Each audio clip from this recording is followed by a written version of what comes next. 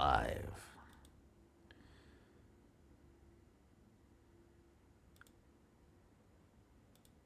Thank you, all you wonderful 2B Dicers, for returning to us here on 2B Dice Adventures.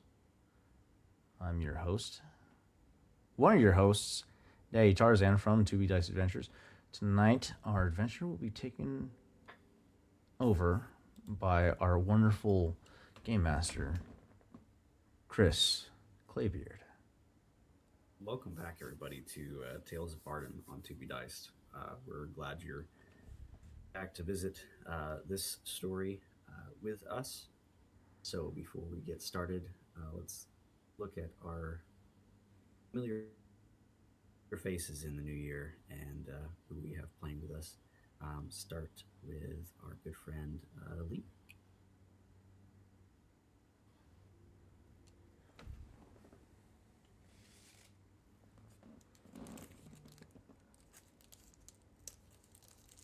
Let's go ahead and start with you, Tarzan.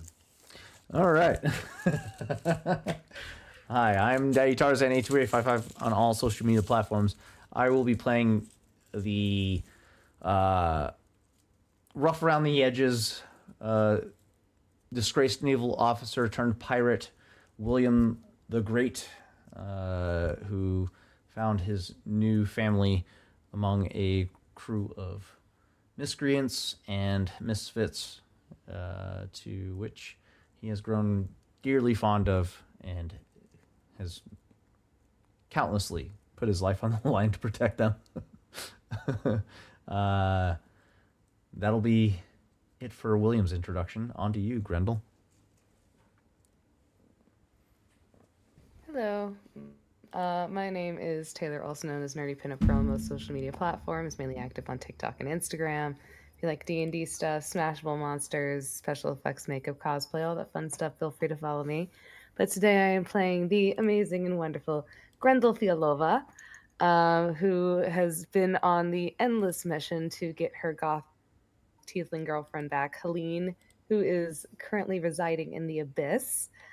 And she, just like William, has found herself with has like found family with this little ragtag team of individuals, and I am absolutely terrified as to where it's gonna go. That is all for me.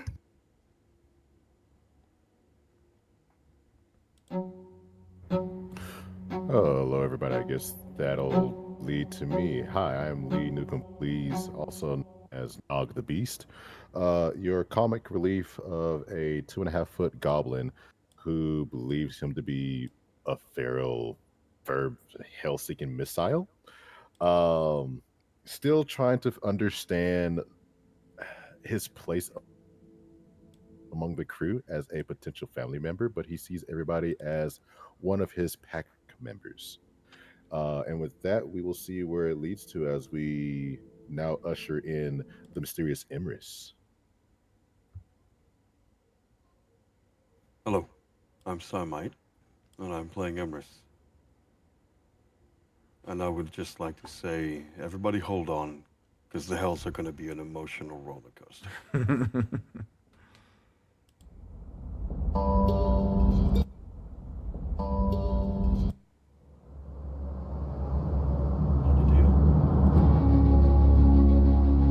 Hey guys, I'm Dia, also known as DFL.cos on all social media. I play Xenia, who was our former half-orc, half-drow, still a Beastmaster Ranger who met his untimely ends, and clearly that did not sit well with said found family. In fact, it was probably one of the worst things that happened to them if you rewatch those episodes. Therefore, he has kindly been brought back by the grace and power of our wonderful Godi, who is not here. He has now returned as a human, but still the Xenia we all know and love. Everything will be fine. I'm not sure how fine it will be when I, the player, am gone all February. Oh, God. Why would you say that? um, it's amazing and lovely to have everyone back at the table and ready to have some fun and roll some dice together. It's been far too long. So yeah, um, as we head into the rest of this coming week, we've got Star Wars on Tuesday, 9:30 CST. Um, and I think that's the only show that we really have confirmed at this time. Just keep an eye on those socials, and we'll roll out some more information on any other shows that we might have coming up for sure. Um, Tales of Vardin will reconvene not next week, but the week after, back to its bi-weekly schedule. So hopefully nothing too crazy happens to interrupt that, so we can continue to play this for everyone here at the table. Yes, all you wonderful 2B Dicers, please cross your It's fingers. been a while. Been a while. It's been a while. So the last we left this particular group of individuals was in the lobby, I guess you would say, of the Abyss. Having fought one of the aspects or prophet of Borak Ball on the material plane that was using a tree as a portal through which to leach abyssal creations through to the material plane. The party inverted that situation and decided to use the gate to go after Helene. Sees this opportunity and this opening to bum rush the Abyss to try to break down a few doors, knock down a few walls, take some names, and found themselves confronted with a goblinoid-like demon called Gribnib that made them fill out a lot of paperwork. That's right. And then introduced them to their what would you call this situation? Their sponsor in the Abyss, known as Yogno, a demon, a creature of greed, paying penance in the Abyss, devouring the greedy. Found amongst his opulence and his lavishness, the party decided to, after some conversation and some riddling back and forth, decided to take rest here before moving on to the next task. Yogno had asked a favor of them to help him acquire 3 of some of the most greedy demons in the Abyss to add to his collection. One being Thalzyra, one of them being Borak Bal himself, as he has overextended himself into a realm that is not his own and has not has taken far too much. So the party has agreed to help him do this, kind of carving a path for him to be able to enter these realms in which he is not allowed. So, last we left off, the party took rest in a small cottage inside Youngno's office, opened up by Emrys. And that's kind of where we're at. Party went down for a rest before they took on this adventure moving forward. A lot of unknowns, a lot of questions, and a lot riding on this, as there's no visible way back except forward. So without further ado, let's roll some dice and see what's to be diced.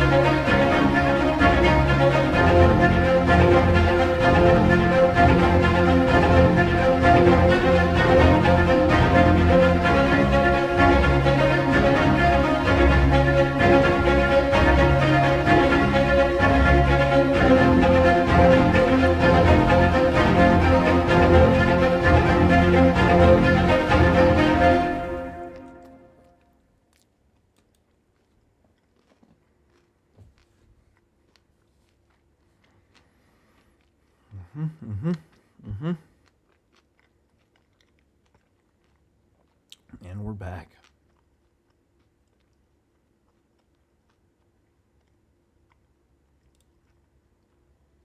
A still room.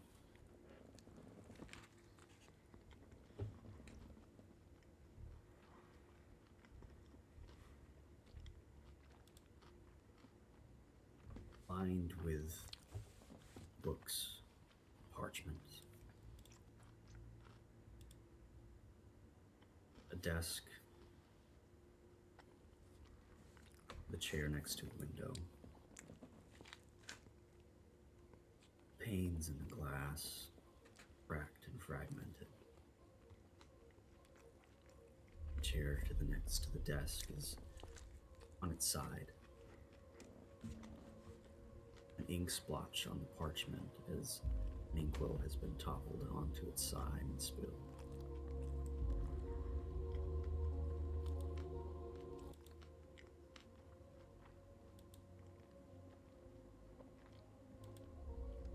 Wind blows ever so slightly.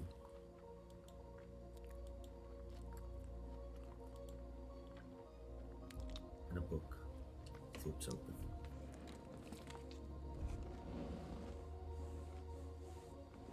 Pages are blank.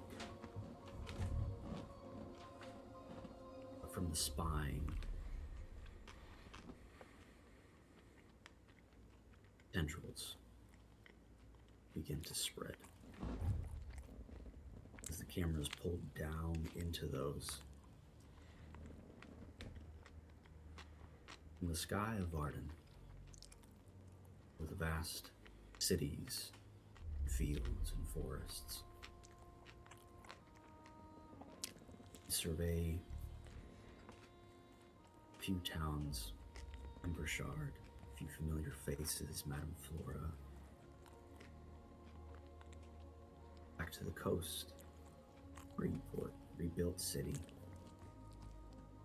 A bit south towards Vale, Corellian Enoch, going through shipment manifests.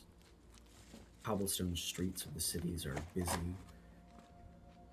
Life persists and goes on. As the camera sinks into the cobblestones, through the stone and the rock, a few bulbs scurry. Camera sinks deeper, deeper.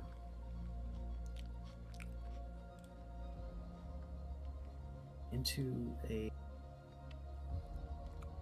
lobby where a Gribnib is filing their nails. Camera pans through one of the wooden paneled walls into Yogno's office, filled with food, and opulence, treasures, tapestries, furniture, and a seemingly sleeping Yogno in the corner. A gargantuan creature with the body of a pangolin, multiple hands, and a wooden mask, sits nestled amongst lavishness.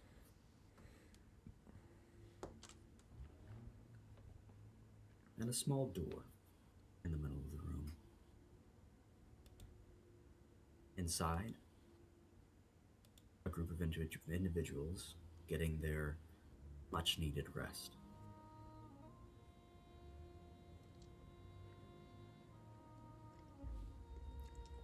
There is no sign of sunrise in this place. As you went to bed the previous night, a small amber glow hits the inside of this cottage, and it persists. You don't know if it's night or day. But one of you opens your eyes, rested, ready for the day. And I think it would be Grendel.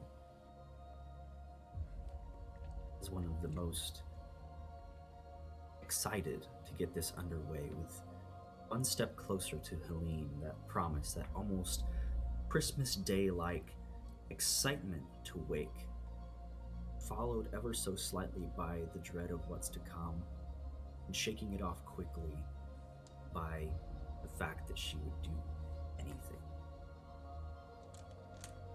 Grendel. So I think Grendel is one of the few who has actually like slept outside of the cabin. She like laid back and like passed out on like the silk pillows that were like kind of like outside. She's gonna kind of like slowly just open her eyes. She's gonna slowly sit up, ruffle her hand through her like her red curls as she kind of like moves some out of her face, and she's like, "Oh, I forgot we were here." Oh, she immediately just gets up and she just goes, "Guys, we need to figure out how to get to the next area so we can kick those other demons' butts and help out this demon so this demon can help us. And also, again, if you remember, Mr. Balls is also on the list. Like she is kind of up, ready, and just she's like ready to take on the world, and in this case, take on the abyss, because she's like, my Helene is here. I am ready to just get moving forward. Who would be the first person to kind of hear Grendel calling through them? I'd go as far to say is probably William. You're muted, Tarzan. Balls. I would argue as to say that it would probably be William, given his nature, not really dependent on sleep. He's probably been up running through scenarios on how to to tackle this new frontier that they have thrust themselves upon. You go trudging through uncharted waters, not knowing what to expect, running through every potential scenario that the group could be faced with, given what little they do know about the Abyss, and trying to factor in what can't be considered. He's just trying to formulate a plan as to what would be the best case survivable outcome of a group of pirates trudging through the Abyss and doing so successfully. Oh, William, I'm so happy to see that you're awake. See, I had like all these ideas because like once we get past here, and we were going to take out this this demon, and then this demon, and then we're gonna take out Mr. Balls. And she's already just like spewing shit on William like immediately when she sees him awake.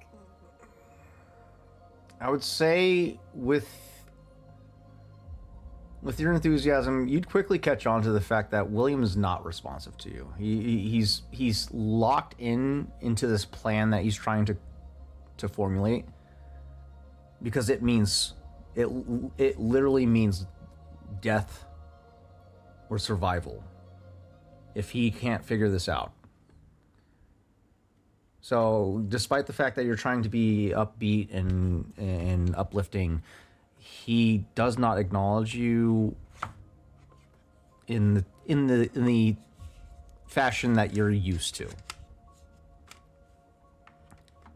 He just gives you a nonverbal nod of confirmation while he continues to focus on his plan.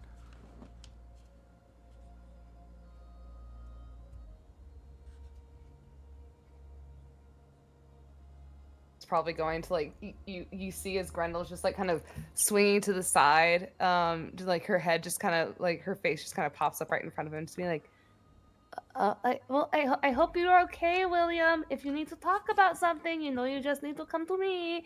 And she immediately like swings back as she goes back around, just kind of doing like her morning stretches. She is also going and taking care of her cannon, making sure it's loaded, her ballista, everything.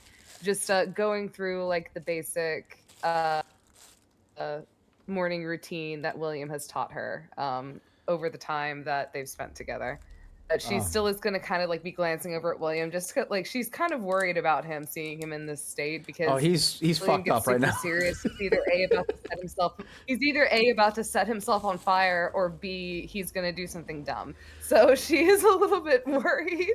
I mean, we have William in a setting where he's at a extreme disadvantage because he's already exhausted. So he's being extra cautious. That being said, this pangolin demon that we've associated ourselves with, does he have any material knowledge, book-wise, that would help expand William's understanding of the abyss?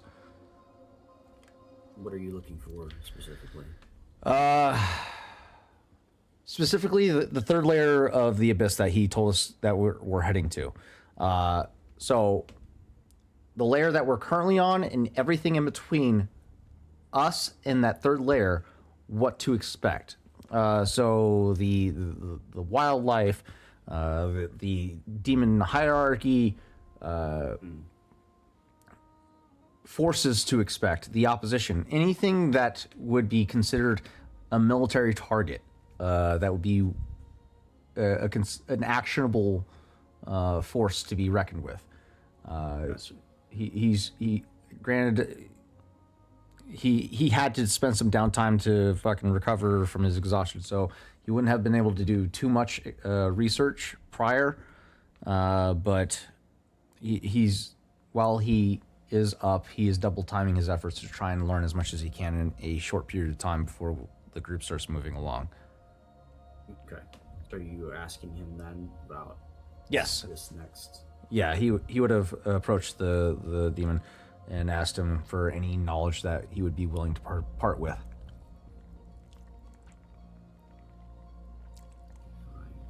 That's real quick.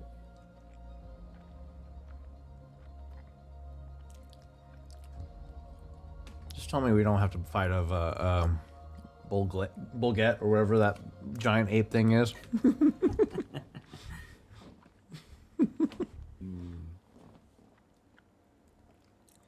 As much So as you're wanting to know about Selzyra and her garden of perdition. that would be useful. Any knowledge that you have in regards to the people of interest that you would like us to take on, that will aid us in our efforts to get to the destination that we need to be on. She is cunning. And I'm sure that someone as yourself who has traveled your material plane amongst brigands and thieves would know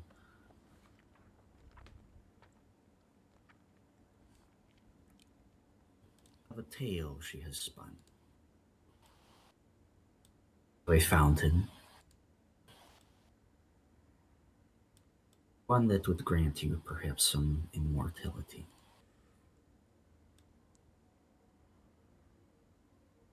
She is a spider to a fly, drawing in those who would seek perfection.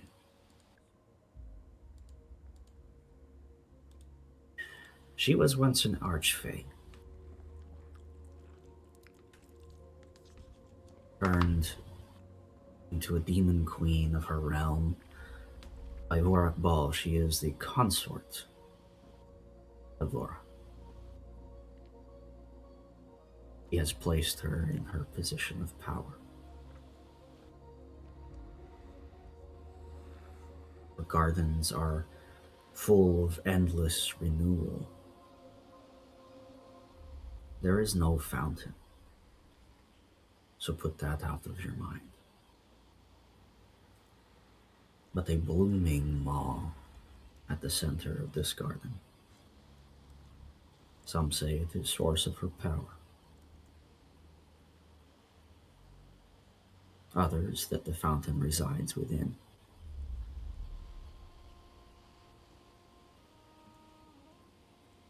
She takes many forms, as far as enemies that you might encounter You need to change your thinking, William of Great.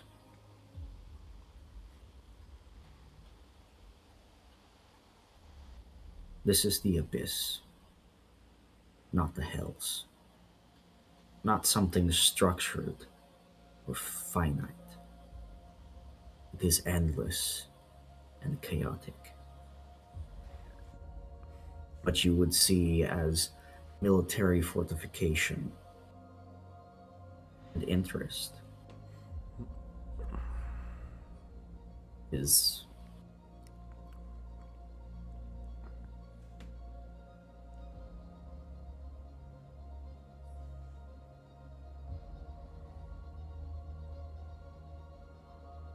I'm trying to explain this to a mortal mind, and it is difficult. Let's just put it that way. Things you'll see here will twist and turn. That gray matter inside your skull until it is nothing but a soup.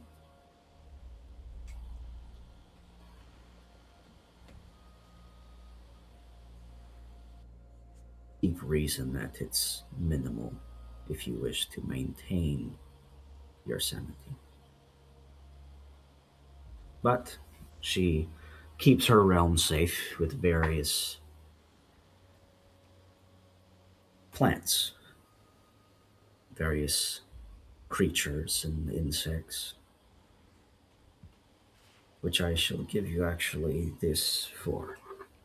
And he pulls from underneath his patterned cloak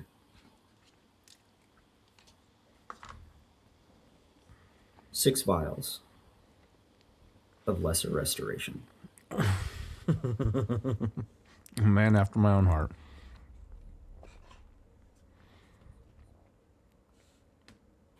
Um, 6 rations of ash leaf. And a small vellum satchel of stones.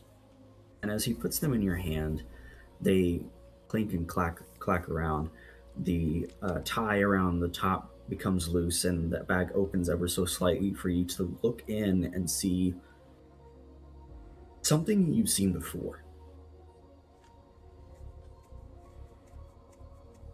A bluish green resin.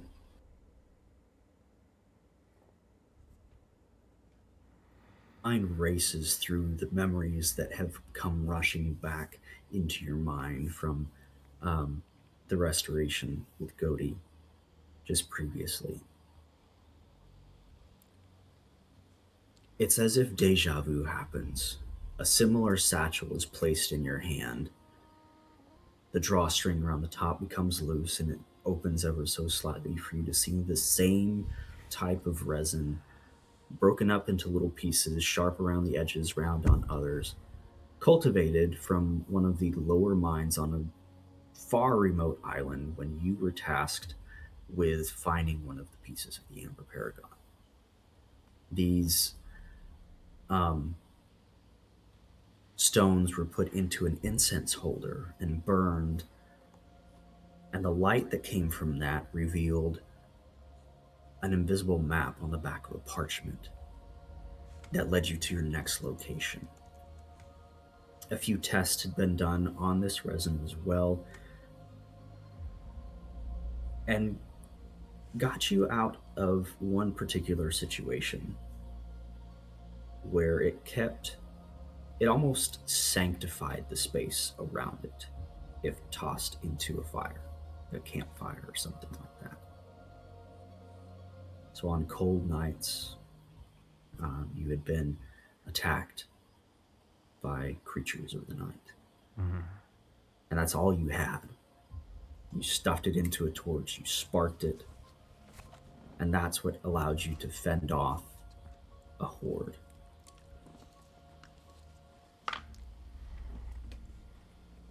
As you close the stones back up, is there anything else that I can help you with? Oh, And Titans. Just keep an eye out for stones that move. That's wildly vague, but also helpful. One last thing. But before I ask this, above table, did we already ask this guy about Trevor? I do not remember. I don't think you have. Okay. Then, in character. There's been a particular individual that has been a rather major thorn up my ass. Trevor Malfort. We have come to know that this name is a alias for an individual that operates on our plane of existence. And we have reason to believe, I have a suspicion to believe that he may be a devil. At the minimum. Is there anyone that facilitates this level of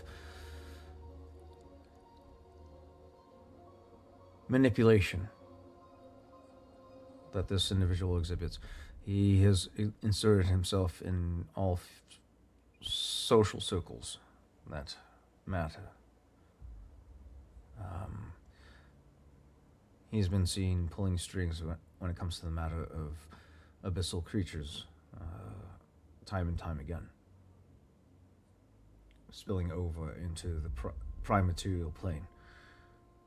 Do you know of any agents of the Abyss or the Hells otherwise? I do believe I am familiar with the individual you're talking about.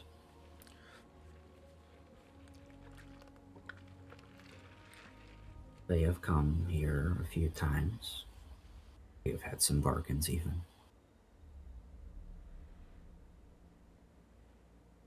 I've kept an eye on those in the material realm. And there are some there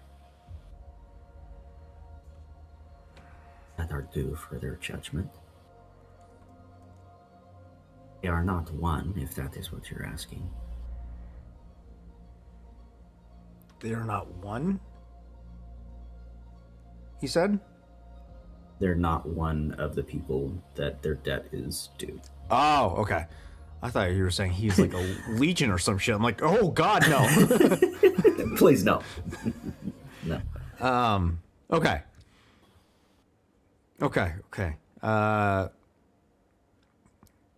Kind of gives a slightly disappointing nod. A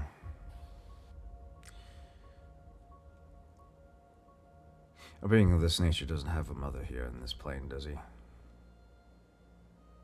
No, not in this one, but in one of the 9 layers of hell, perhaps. Would you be able to find out his mother's location so I can send her his head?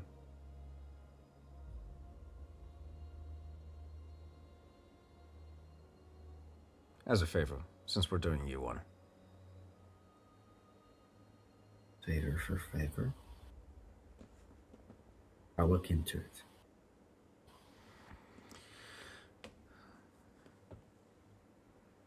I appreciate all the hospitality and the knowledge that you've granted us thus far. Of course. The information you provided should help aid us in the fight that is to come, undoubtedly. Being the nature of the being that you are, against my better judgment, I shouldn't be asking this, but where do we stand, in your estimate, against our chances?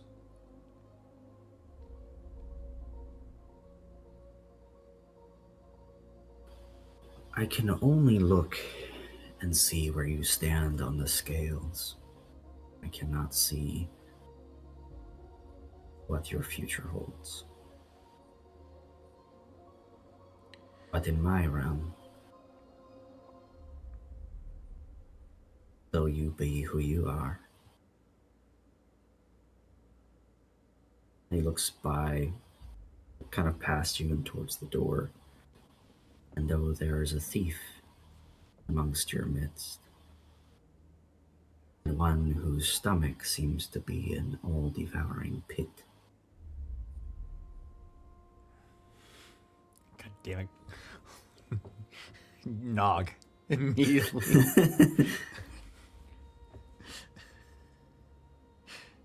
He doesn't say it out loud, but he's already thinking it. Though you have your mortal desires, the scales are not heavy. Your greed does not come close to those who have filled this room.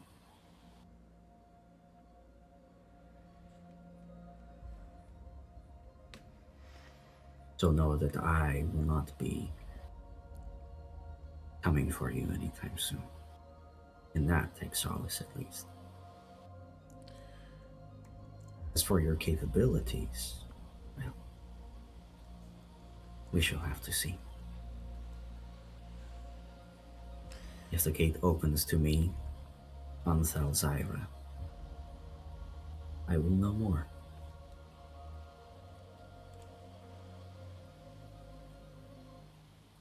Very well. We'll prepare and make ready. We should be out of your hair soon. Or scales.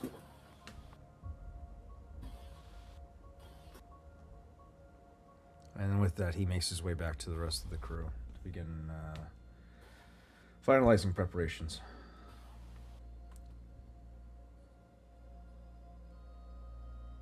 Dia. You see Xenia over. There you go. Xenia. Perfect. You see Xenia over in one corner, and he's holding Amarok, his direwolf's face, in his hands, and it looks like he was mid-consolidation to this creature who, for all intents and purposes, looks like a very much large direwolf with tentacles springing out of her back. But he's holding it like one would a puppy, and is in the middle of saying, I know, we are at home, but this is your home. These creatures here are too much like you. You know? They would likely have the same immunities that you do. Your skills would not be as effective. Oh, don't make that sound. I will take Terza. Okay? And I will call you again. It's okay. Once we get through this, then you will be by my side once more, but I cannot use you to your full benefits at this time, okay? Good boy. Gives a soft growl and a light purr as he lowers his head. He is sent back to the book and will seep into the ink as the keeping Doza emerges instead. Because in Xenia's thinking, as he explains, he has suspicions that a lot of the creatures they'll encounter will be too much like the ones he already controls. And so that would almost nullify the effect one would have against the others. However, Doza also has wings and can fly, so he is also a mode of transport and has attacks of his own. He is more beneficial here. Or so Xenia thinks. All right. Yes. Nog. As you wake for the day, how do you prepare as everyone else is thinking about and having their conversations? What is Nog nogging on? Noggin on. Nog is simply like waking up, dusting his loincloth free of debris, and he just mutters a low tone, a hum or chant under his breath as he readies his crimson rite, getting it ready for the day, and simply just kind of keeping to himself, consistently eating, but almost not normal behavior for Nog, due to he's more repetitive on a phrase.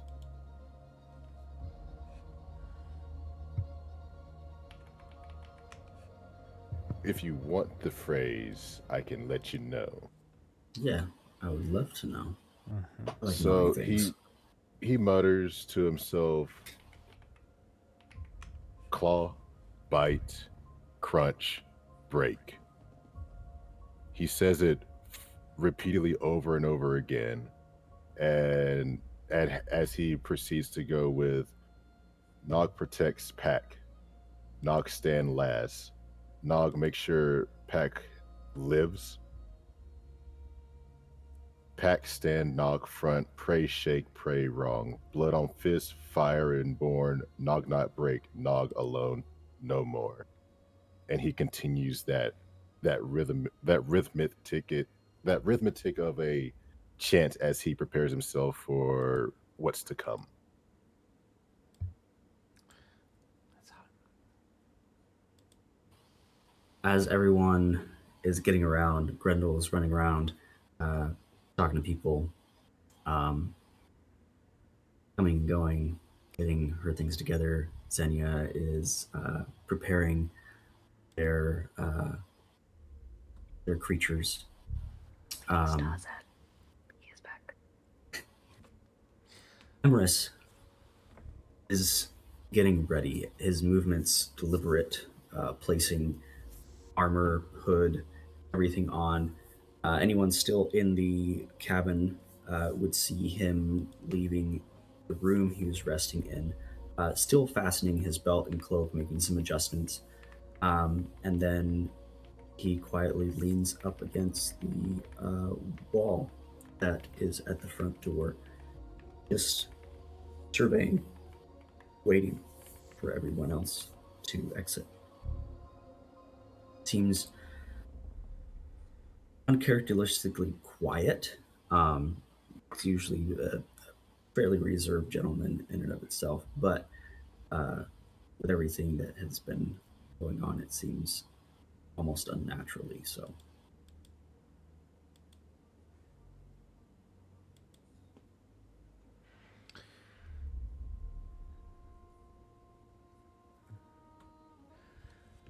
Going forward, mates, we're going to be stepping into a world that we do not understand or know.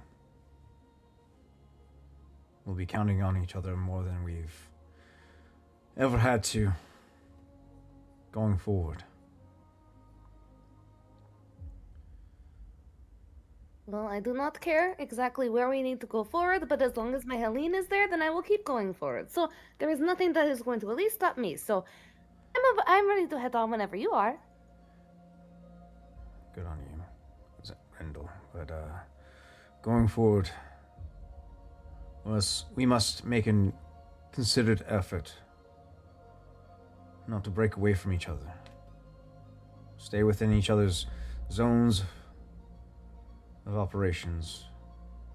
And that goes doubly for myself, obviously. And you as well, Emrys. These are uncharted waters. He lifts his head, his eye barely able to see you under his cloak.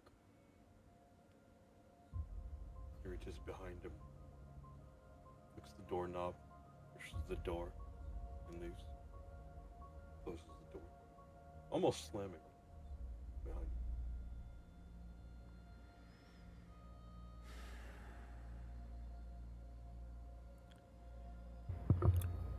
We leave now. Nog heard door shut. Yes. Stick close to each other.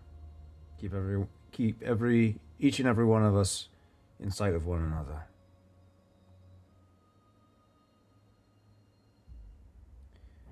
I will stay in the center of the group. I'm still compromised. I'm not fully recovered from that mind fuck that, as he points to Goaty, that you put me through.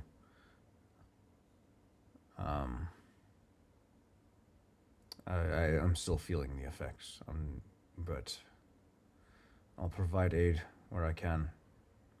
But I will be leaning on all of you for the time being. Well, if you ever need me to carry you, all you need to do is ask me. I can just throw you over around my neck like a scarf, like I did last time. I'm sorry, you fucking did what? Do you not remember when Toro had your ladies and you passed out because I think you set yourself on fire again and you weren't able to move, so I had to sling you around my neck like a scarf. Oh, I believe I do recall the fleeting moments of that moment when you were about to be bitten by a abyssal creature that sent me into a catatonic state. But I don't recall being slung around your neck like a fucking scarf. Well, you would be unconscious, so that would make perfect sense. You were very much out at that time, I will say. Yeah, don't fucking do that again, please. Okay. Just carry me. Now, where is the store? Allow me to go first. My eyes are better than yours. All right, let's make forth. Keep your eyes open. Goaty, stay with me. Emerus is already taking point, so let's not get too far behind him. And with that, he steps forth with the group. Nog just keeps close to Dia since he can't really see. Just muted. Xenia is going to have his Capine bring up the rear of the group, and every so often Durz's head will swivel a full 180, much like an owl, just to check behind them. Perfect. Making sure everyone is together on their way through. As you move forward into the room, you see this large creature move a little erratically from their calm demeanor from before, kind of delving through different piles under pillows as if someone looking for something that they have lost. Just where did I put that? You hear muffled under the mask. Where is that thing? I had it just a second. Too much stuff in here. Need to get Grimnip to come in here and clean a little bit. It's getting to be a mess. Oh, minions. I need minions. Put that on the list. He takes a small scroll out of his breast pocket and scribbles down something real quick and sticks it back in. Ah, there it is. Found it. As he turns around, his tail swivels, clearing a large swath of the floor clean of a bunch of coins and tapestries. Accidentally knocks over one of the small tables that has a few pastries and meats that roll here and there. A few fruits roll as well. Nog, at your feet there are 3 bread rolls, 2 apples, and a couple sweetbreads as well. Eats everything but the apples. Just opens his mouth and lets him roll in.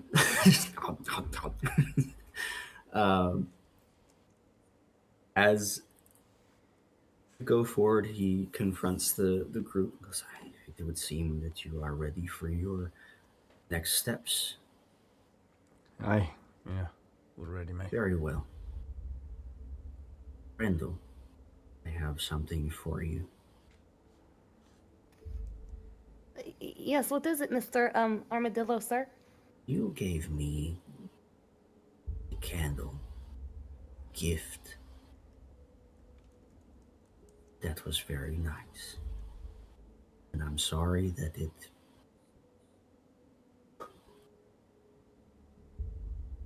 Well, I'm sorry that you couldn't keep it. is the nature of things. However, I have something for you. You didn't need to get me anything, Mr. Armadillo, sir. This piece came to me from the Shadowfell, from the Queen herself. I would like you to have it. Unfortunately, it is only one of a set. and he reaches out one of his many bony, slender arms towards you with a ring. I know you are finding someone very special to you, and perhaps this can help any inconveniences in the future, should you be able to find the other half of this set.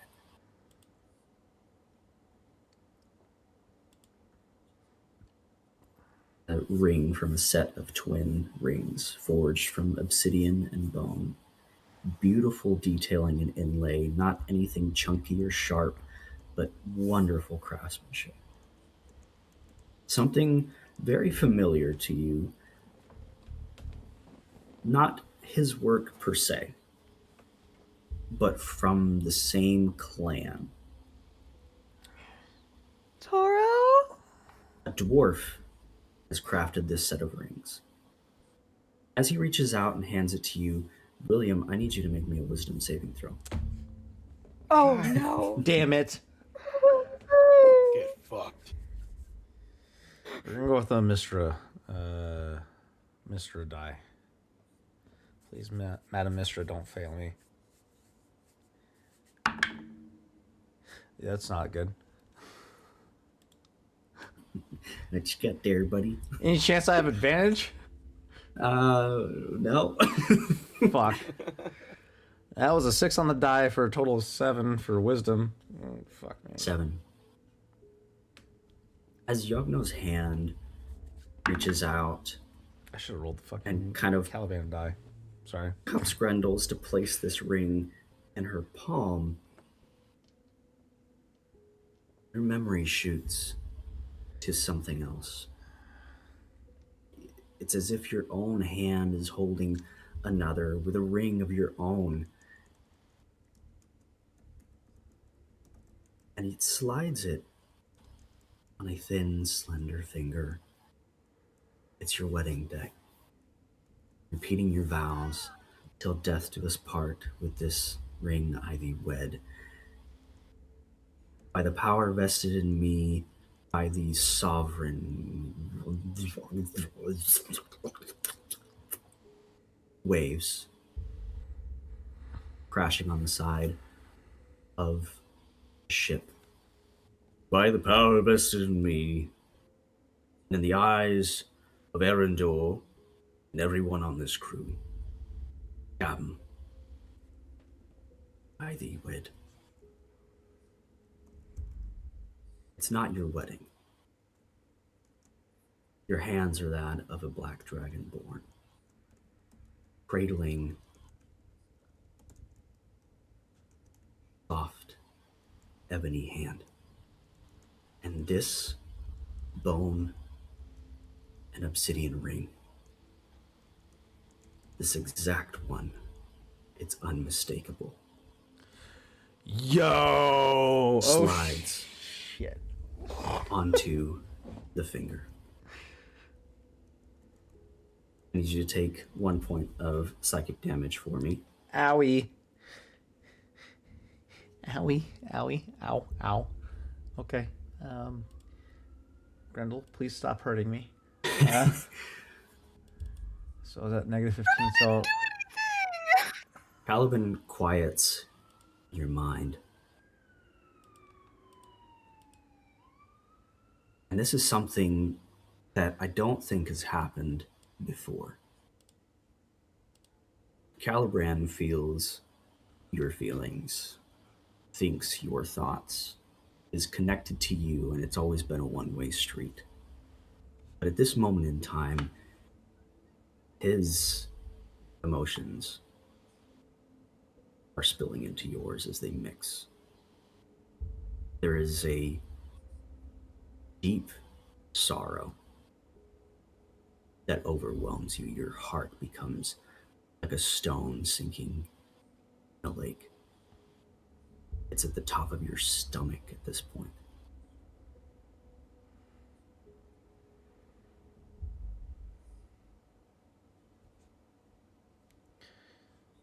I'd imagine this sensation being eerily similar to what William's been fighting for the past 15 years.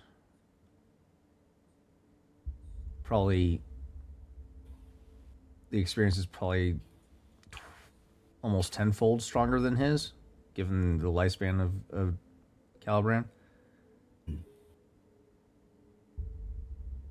So the emotions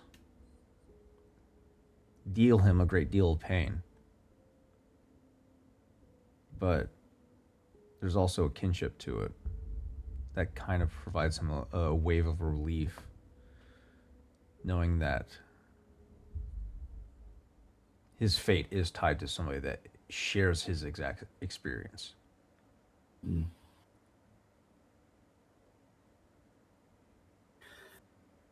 Welling inside of you at the side of this as well is a desire to reach out, to hold that peace.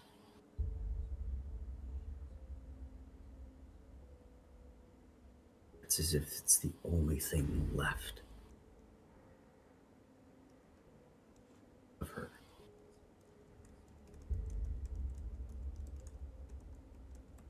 Youngno places this ring into Grendel's palm. Keep it safe, and I hope you find the other pair very soon. When you have both of them, these rings are meant to be worn by two creatures.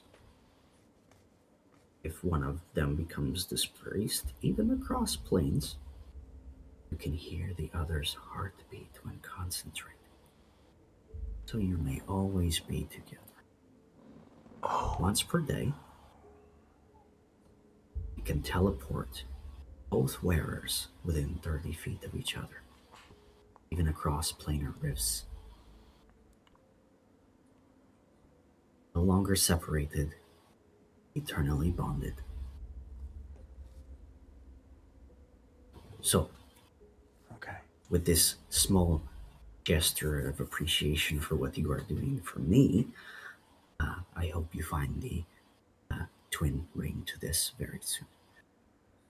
With that, he swipes his tail, and this mountain of pillows and gold rushes down, and revealed behind it is this 35-foot tall crystalline mirror, gilded around the sides with filigree and opulence opals inlaid all the way around. Now, you begin. You answered my questions, Grendel, which allows me to trust.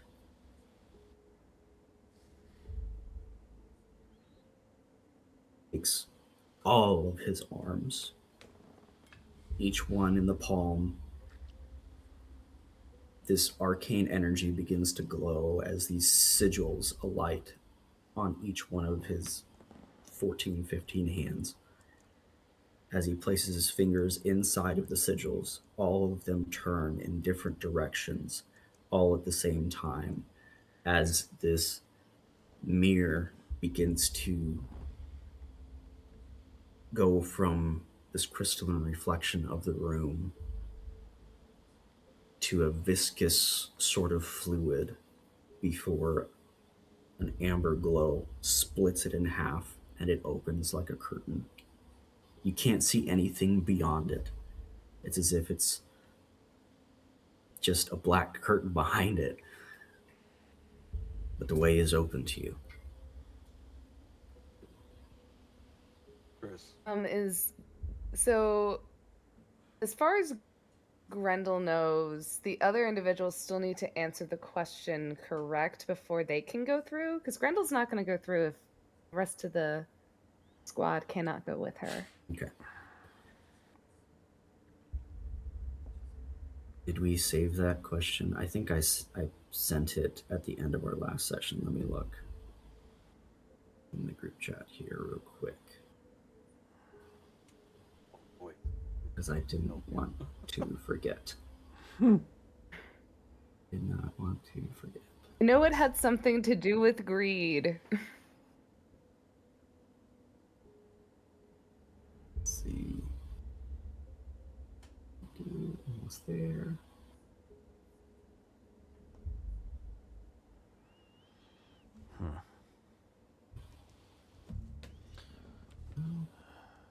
Was it a direct message or was it in the chat? I think it was just in the chat. I think I just copied and pasted it there at the end of our session so that I would have it.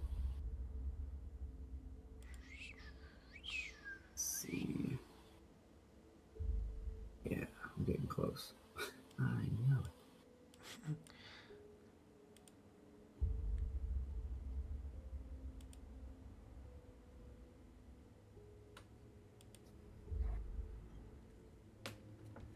There it is. To open the way, you must first close yourself, give what you wish to keep, and you may keep what you give. Truth becomes a lie when spoken, yet a lie becomes truth when believed. That's what I have, anyways.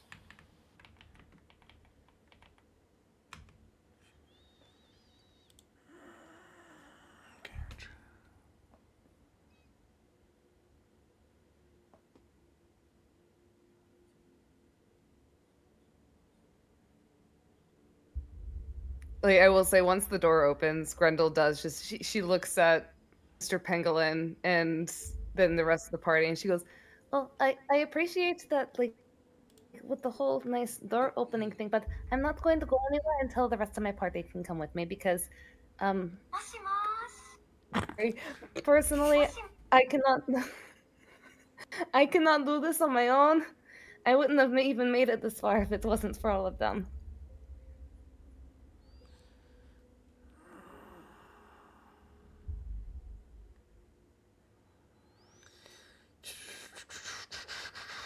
You have answered my question. You may go. I will wait until they're able to figure it out, and I will be right back. I do apologize.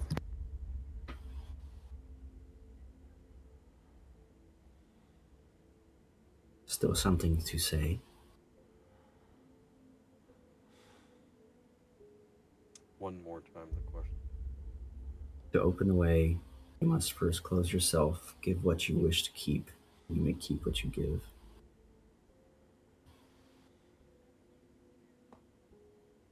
Truth becomes a lie when spoken, yet a lie becomes truth when believed.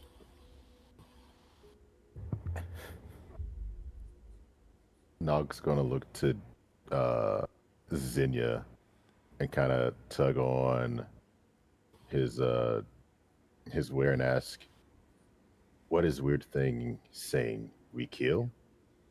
We eat? What do we do?" Nog ready. I suppose it is a matter of looking into yourself, Nog. What is something that you might pretend is not true? But in the deepest parts of you, you know it is. Xenia steps forth towards the door and just says, "Had it not been for these people still waiting on this plane, I think I would have been quite happy remaining in the afterlife of the Shadowfell. There was no other reason for me to come back."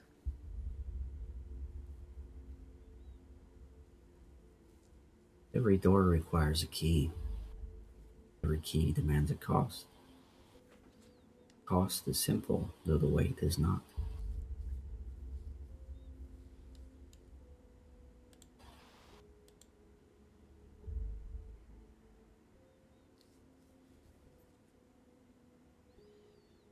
He turns, pauses, their mask slightly tilting.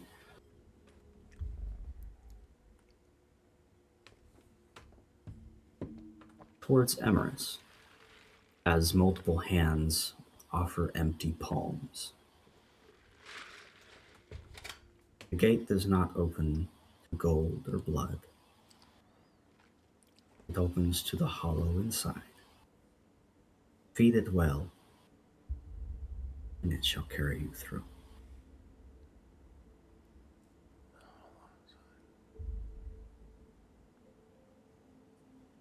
You wish to test me. But I am tired of being tested. My entire life has been a test and I have failed. No more tests. And I have nothing to give to you. I have lost everything.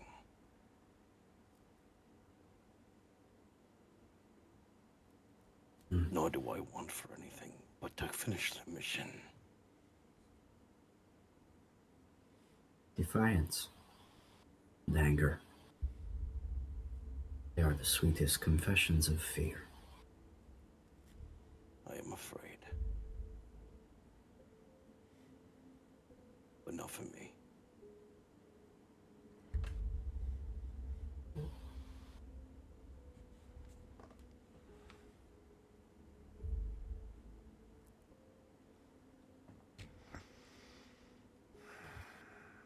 Turns his attention towards William.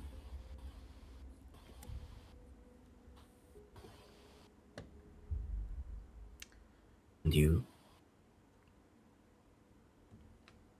keeper of someone most greedy,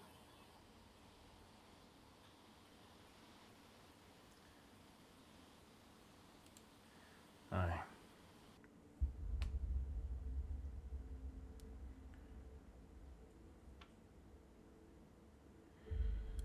I lived my life under the false pretense that I was serving the greater good. That my life lost in the service of my kingdom was worthy of honor.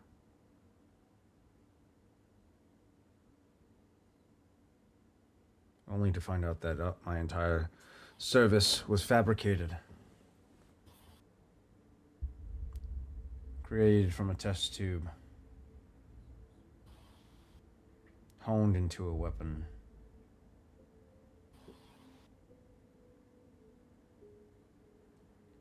And no longer can I trust my own memories as factual or fantasy.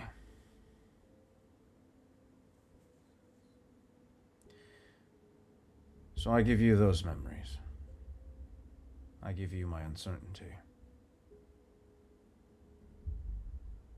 And I shall keep those that I keep around me, as I know them for certain.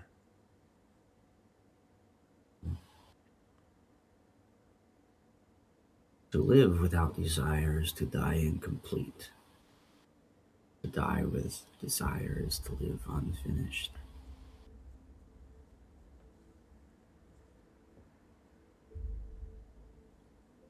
Is there something you wish for the abyss to take from you?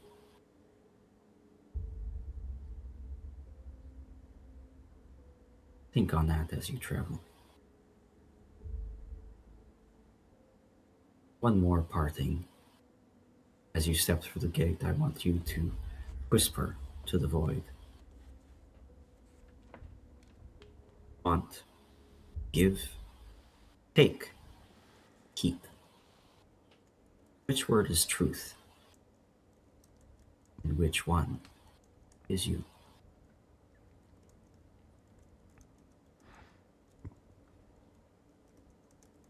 I am keep. As he reaches an arm over to Godi and places it on his shoulder. This creature is bonded to your group. There's you all together. 'Tis through him that I will reach you when the time is right. I keep Godi.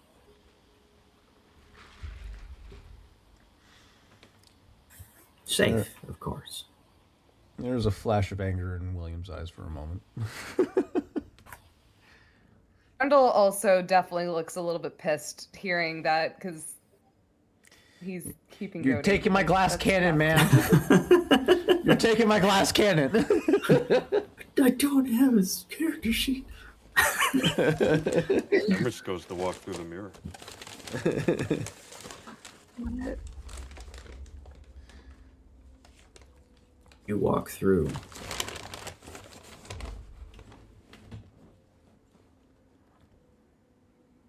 Everyone make me a perception check, please. As you're thinking about these words and just had this bomb dropped on you, it's just, oh, Cody stays here for now. But we'll come back when the time is right. This is when I wish I was Xenia. You don't have to do one, Emrys. This is to perceive Emrys going through. Oh. That is a 15 or a 28. Everyone doing a perception check. Yes, please. 21. All right. 21. Actually, not bad. Nice. I physically can't see Emrys right now. True. But you can smell him. Yeah, I we smell The could, first but- roll of the day. But Nog hasn't yet been able to get an imprint of his scent due to he masked it with the candle. So that's going to be a 15 minus 2 for a 13 for perception for Grendel. Damn, Grendel. Grendel's not good at like she tries, okay? She tries. Xenia and Williams got the party. We're good.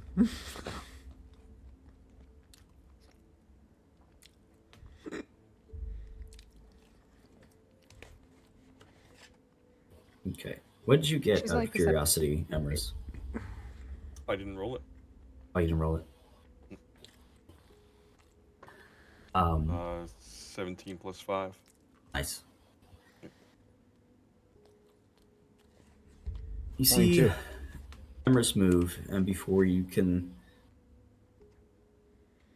really say much of anything, you see him go through, and it's as if he disappears. He walks through. You don't see him on the other side. It's as if he just blips out of existence as soon as he touches the other side.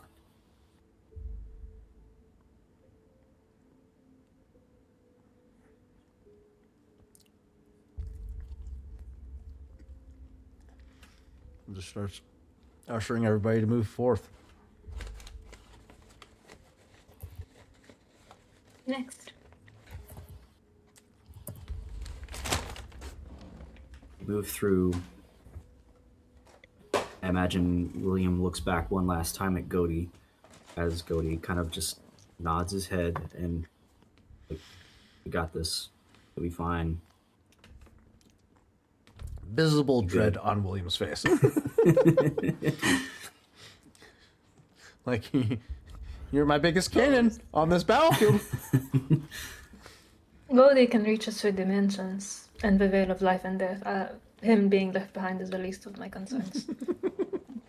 He'll be okay. Who is Just the, gives you reassuring pat.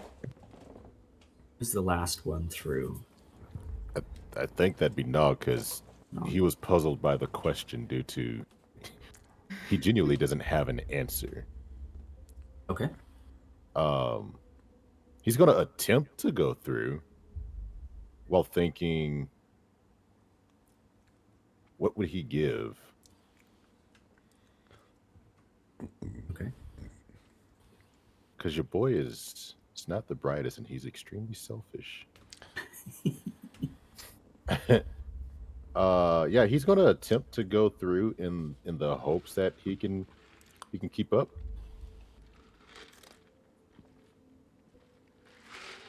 Perfect.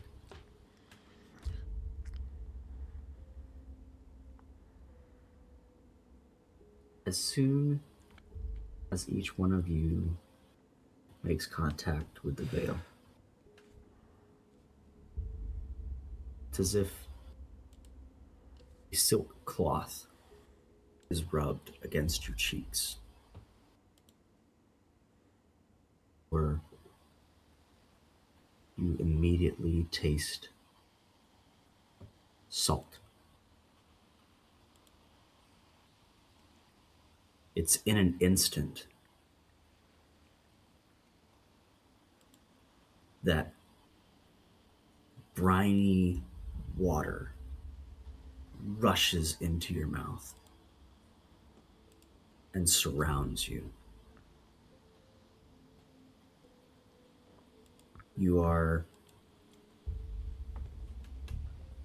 pulled, wrenched beneath roiling tide of blackened water, dragged down into a salty undertow that burns your lung, and there's something that seems to be scouring your mind. Currents slam you together. I need everyone to make me a dexterity saving throw, 1, and a D100 roll, please.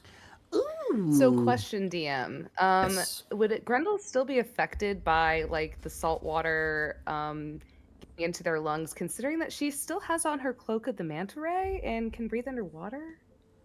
It's all set dressing, really. It's just that instantaneous Surge change Some good between air and salt water. Just psychological you're fine okay. to breathe in this. It's just that initial shock of like, I didn't have salt in my mouth 2 seconds ago, and now I do. Okay. Okay. All right. Okay.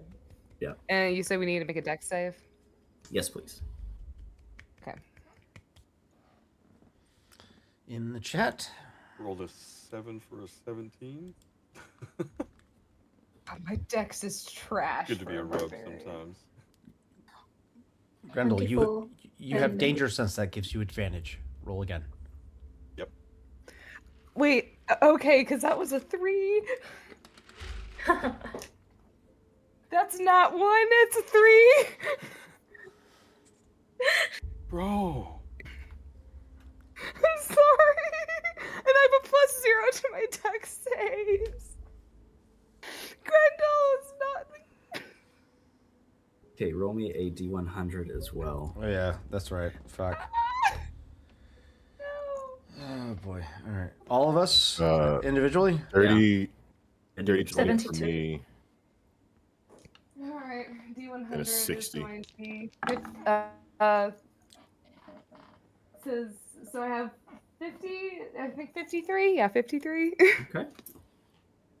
I just need Tarzan's. Good even number, right? I'm horrified. Guys, why can't I be a cleric right now? Divine intervention? I don't know how we made it this far without a Pray cleric, to be honest. real hard. 0 and a 2. I rolled a fucking 2.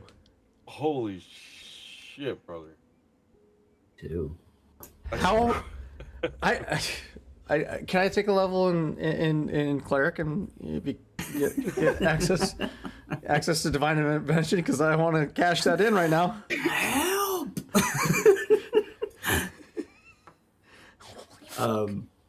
I've never Oh, dear rolled that low God, ever. I am so fucking What does that mean? What does it mean? The currents slam you together for a moment and then tear you apart. Spin you end over end as though the abyss itself is trying to decide whether to keep you or spit you out. The taste of brine fills your mouth. Pressure begins to crush you from all sides.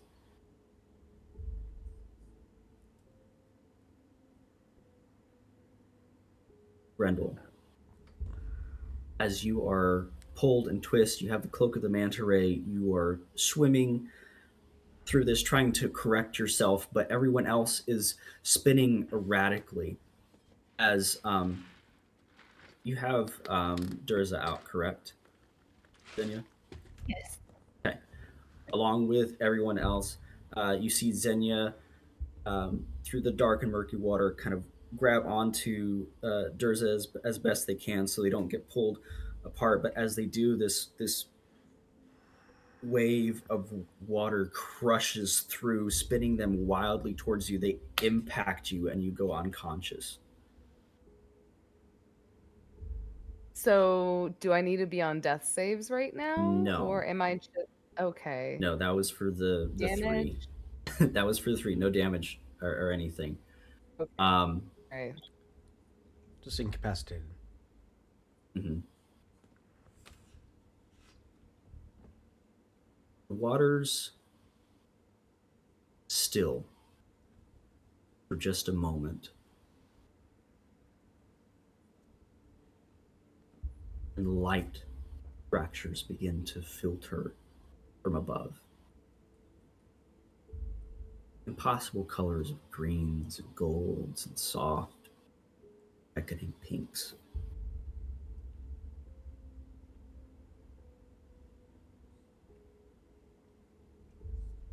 I'll come up choking, gasping for air as Grendel's unconscious body washes up onto the shore.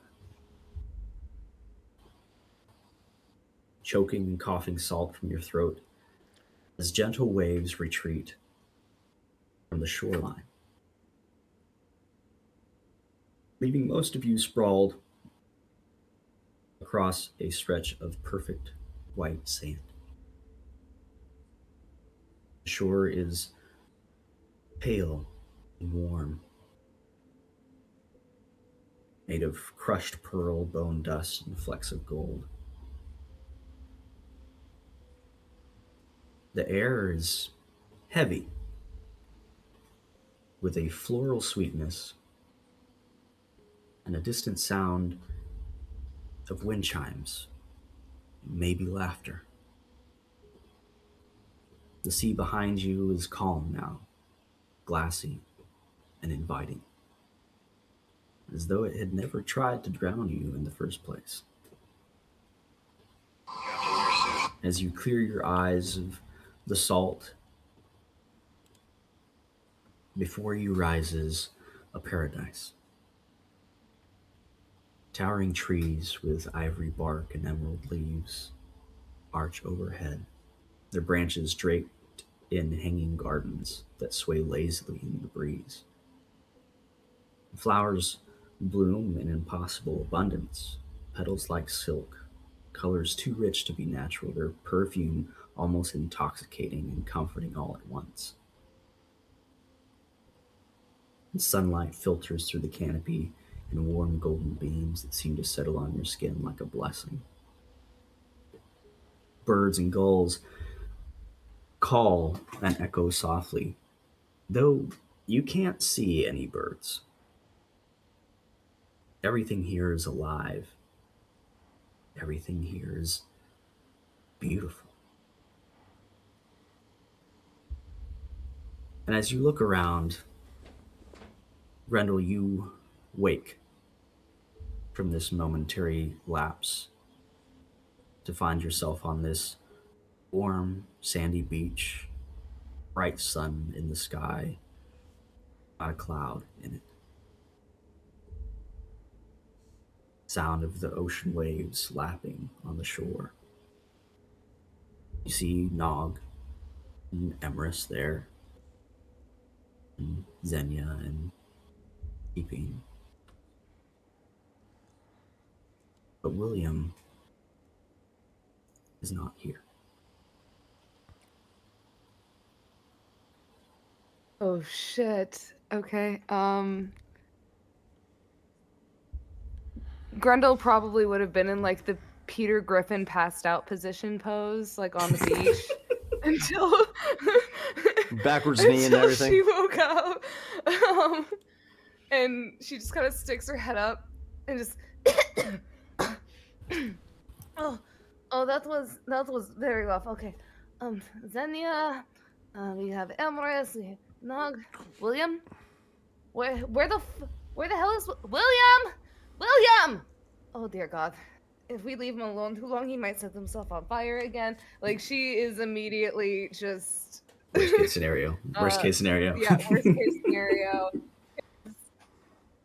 like she's now like That's the best case thinking back scenario. and questioning. She's like, did William go through the door? William's or with is he Mister still right left now. He's behind? not available to take your call, but feel free to leave a message, and he'll get back to you as soon as possible. Grendel's gonna like look out at like so are we like we're on like a beach with an ocean. Grendel's gonna like try her best to just like look out to see if she sees anything. If there's like a bloated William out in the out in the water. I've only been dead for like a minute. What do you mean? Why would I be bloated? You're already dead. I don't know. Myella, not Mister. I'm sorry, Myella. I'm with Myella right now. I can't take your call, but feel free to leave a message. I'll get back to you as soon as possible. Damn it. The Emerson is going to look around for more footprints on the beach before he freaks out. See if maybe William walked off on his own. You're muted. Grendel's already freaking out on the beach looking for William as Emrys is doing the logical thing. Did I miss your perception roll, Grendel? Oh, perception, sorry. No, you're good. As for Emrys, you look around. Go ahead and roll me an investigation. It's an 8. You do see Xenia spit out a mouthful of salt water and just 13. wiping with her. Have I told you guys how much I hate the sea? And then he shakes his hair out like a wet dog. And just pulls himself up to drier ground. Oh Sweet. no, we're back. Better get used to it. You're taking over the Pale Lady when I die. No. No, thank you. I need an insight check from you, Xenia. While they do that, Brenda, what did you get? I got an 8. It was a 10 minus 2. You don't see anything out in the water. It is like, it looks almost as if you could step on it. There are some waves lapping up on the beach, but past that it is just completely still and glassy smooth. Almost irregularly so. Like, you've been to the beach before, and usually there's like some ripples and things out there. Even if the ocean is still, there's still some like sort of like choppiness on the water, no matter what. It's always in motion. This one is just dead past a certain point. Feels like a simulation. Okay, Yes. Yeah, that's the feeling you're getting from this. I don't know. We're in the Matrix. Emrys, you look around, you see two sets of prints. One is barefoot, almost child size. And those footprints head toward like the center of the gardens. Kind of off the beach, just perpendicular, straight into the trees and the flowers and vines, everything else. There's another set of footprints. Ones that are far more erratic. Kind of pacing one way and the other. Kind of in a big circle, little figure 8, down the beach one way, and then they stop, turn around, and go the other way. And they keep going the other way. These are William's size boots. William, you arrive on this beach, Days pull yourself before. out of the water, like pull your stuff up. Make sure you have your ladies, your effects, your hat, everything. Get the water out of your boots. I got there before, days before them, didn't I? Nobody's there. Oh, Nobody God. is there. I was there almost, probably like what, a week before they even get here. That's crazy. No, it's not that bad. So But yeah. nobody is here. You start looking for them. What do you do from there? Logical assessment or logical practice from being stranded, even from a seafaring vessel, identifying a landmark on whatever terrain that you find yourself on, getting to the highest point and utilizing that to identify any potential civilizations on the land mass that you have landed upon, or identifying any seafaring vessels out on the horizon. So his after pacing around to try and find any semblance of signs and not finding it, he's going to the highest point on the island. Okay. You find one fairly close to the shore, get a higher vantage point um, on things. There's uh, a rock outcropping close by that would probably be the which the party can see from here. It's about a mile. If you're facing the island itself, it's a mile to the left where your footprints had taken off to. Um, I would say another indication would for William would be to set up a signal fire to help isolate his location for the rest of the group. So if they are arriving within the same day, there would be a smoke pillar from his position. Okay. As you make your way towards that position, your boot hits something in the sand for a moment, and you hear the breaking, cracking of glass. Looking at it, it is a cracked silver hand mirror. Oh, And as you take your foot off, that's right. you look at your reflection, and it's about a half step ahead of where you're at. You take your boot off, it's already taken the boot off. You move to the right, it moves to the right ever so slightly after.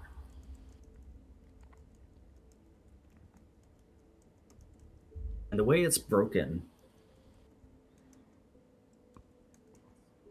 is right where your eyes would be, are the two just perfect little star-like cracks. Spider webs of fractures. Okay. Mm-hmm. It does have that effect is peculiar in nature, so it's definitely going to catch his attention.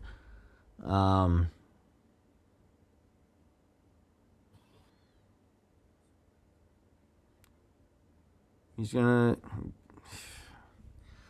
player wise.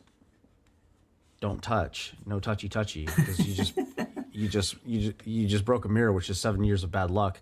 But there seems to be some type of interesting effect going on. So there's some level of importance to it. So he is going to pick it up and put it in his coat pocket for the time being, for somebody else with more experience with magic to examine it and see what this could potentially be. But fingers crossed. He actually, sailors are pretty, what's it called? Superstitious. Superstitious, there we go, thank you. Would walk up to the nearest tree and knock on that about 3 times. There you go. As you bend down to pick this mirror up, you see a small leather strap that is attached to a small book bag. Inside, there's only one. It's a waterlogged, salt-crusted journal that lists years owed versus years reclaimed. You haven't seen this particular but there was something like this for military prisoners in Grand Soren, a debt to be paid back to society. And there was a ledger that would be measured in years of service versus years owed, and how many had been reclaimed versus how many had been paid back to society. It's very similar to that. Okay. The final page is blank.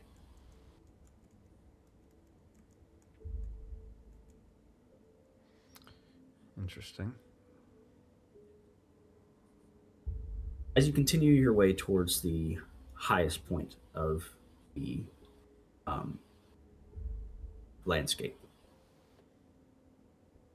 go ahead and roll me a perception check.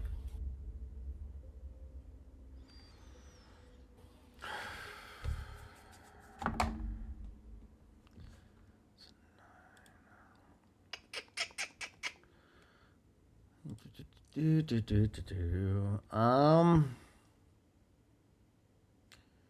is that? It's Calvin's with me since 16. I don't want to miss anything, so I'm going to cash in a superiority die to supplement this roll by a 1d8. Because right now I currently have a 16, but just to be doubly safe, we're going to roll an additional d8 just to to expand upon that. Okay, that's a 6. So that's going to be a Cameron Diaz 20. Okay.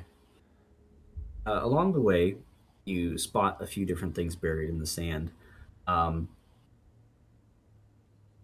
One is a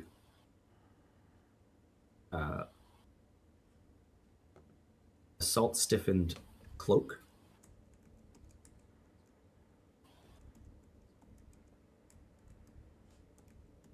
Mm-hmm.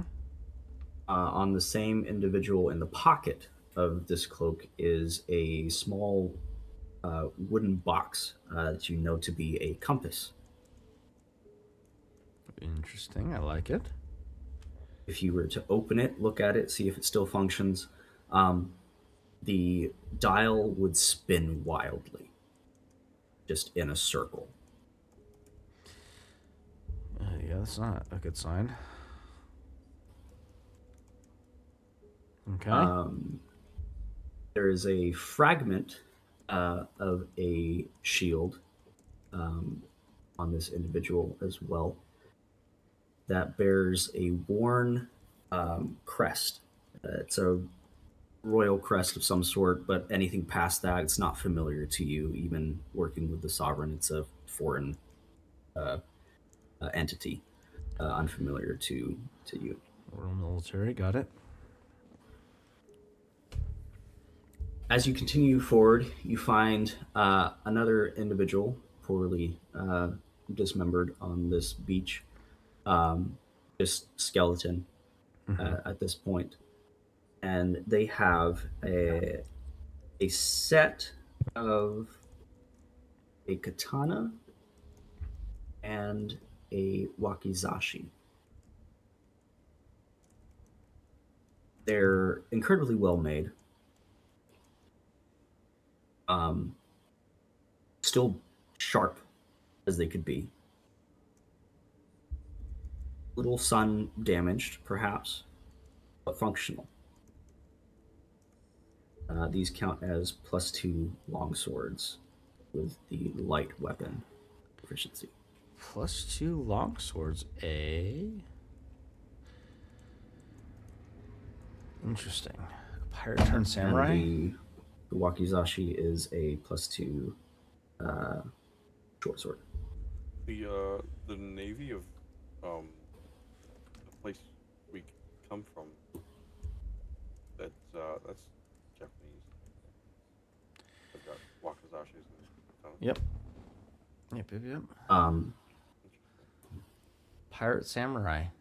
So as you pull it and collect it, it's a remarkable weapon. On the hilt, there are tally marks. Ooh. 23 of them. Matching or in total to between the two swords? On the katana itself. On just the katana. On just the katana. Yeah.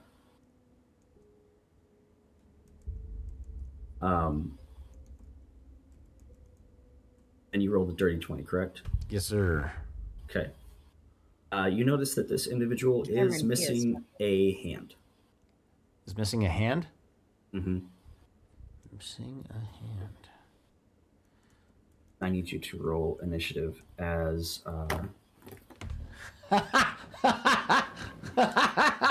Oh boy. How lovely. Isn't what you got there, buddy. you know one of those sailors in Nan that was missing a hand? Potentially.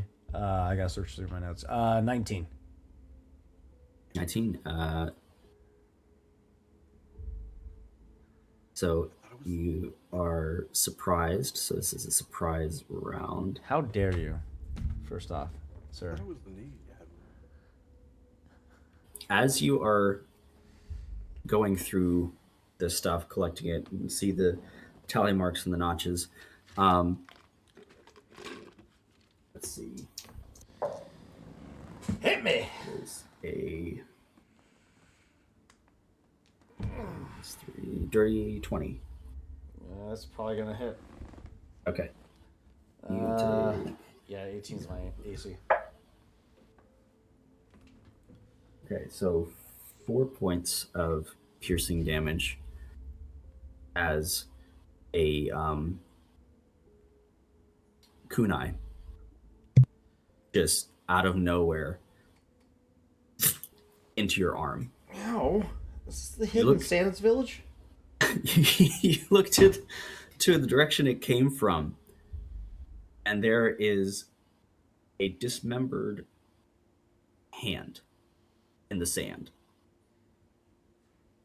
I just got kunai'd by the thing. And then starts making its way closer. The nails are overgrown. There's still a bit of rotting flesh coming out, and the Oh, bone disconnected about no. halfway up the arm as it's crawling towards you. It is Oh your turn. no! Am I about to be assailed by a swarm of hands right now? Is that what you're about? Is that what you're posing against me? Things are about to get handsy, y'all. It sounds a little peculiar to a onslaught of a bunch of hands that I've once encountered before. Not in this game, but I've seen your other games. I'm doing it all over again. okay. Instinctively, I mean, once he takes the kunai to the arm, I mean, immediate response is to rip that out and toss it aside as he turns and sees this hand rushing up to him. It's undead nature, so probably necrotic damage isn't going to do much to him, so I'm not going to waste my hex on him. Command. Let's go ahead and just go with... who's going to do more damage? Hold on. 2d8 or 2d10... 1d10. However, I got 3 attacks with one... I either get 1 Eldritch Blast or 2 attacks. Let's go with Ivara and Nadia. So, just over the shoulder draw. Both Nadia and Ivara takes 2 shots.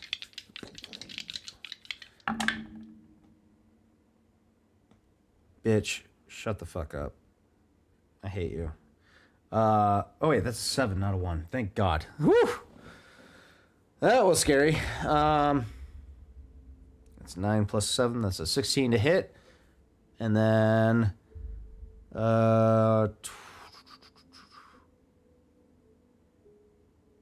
3 plus 10 is... Or 3 plus 7 is 10. So that would be 23 to hit. Nope. 24 to hit on the second attack. So, 16 and 24. Okay, and these are shots, correct? Correct. Okay. This would be piercing damage. And that would be 2d8 damage. 2 times. First shot was 10 plus 7, so 17. Second shot. 8 plus 7, that's 15. Damn, that was a lot of damage. Shit.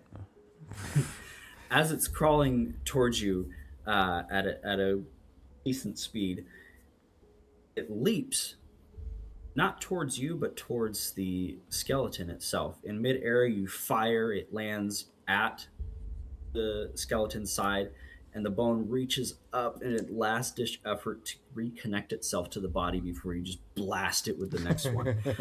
And it is gone. We're out of initiative. You only had 2 hit Oh, points. that was quick. Okay.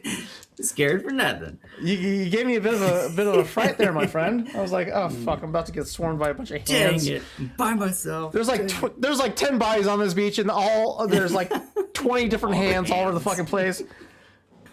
No, that was scary. You definitely gave me a bit of a fright there, my friend.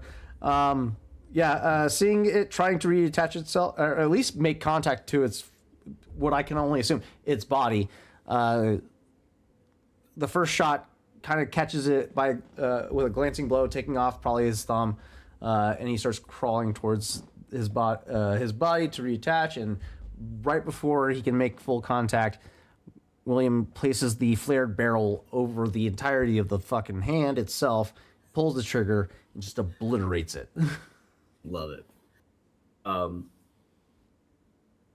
With that taken care of and the items along the way safely secured, you continue to make your way towards the top of this this high spot. As you make it there, you've been on this beach probably for a good 2.5, 3 hours. That's scary. As you make it to the top, you get a visual of this place. Mm-hmm. There is the ocean, and then just garden as far as the eye can see.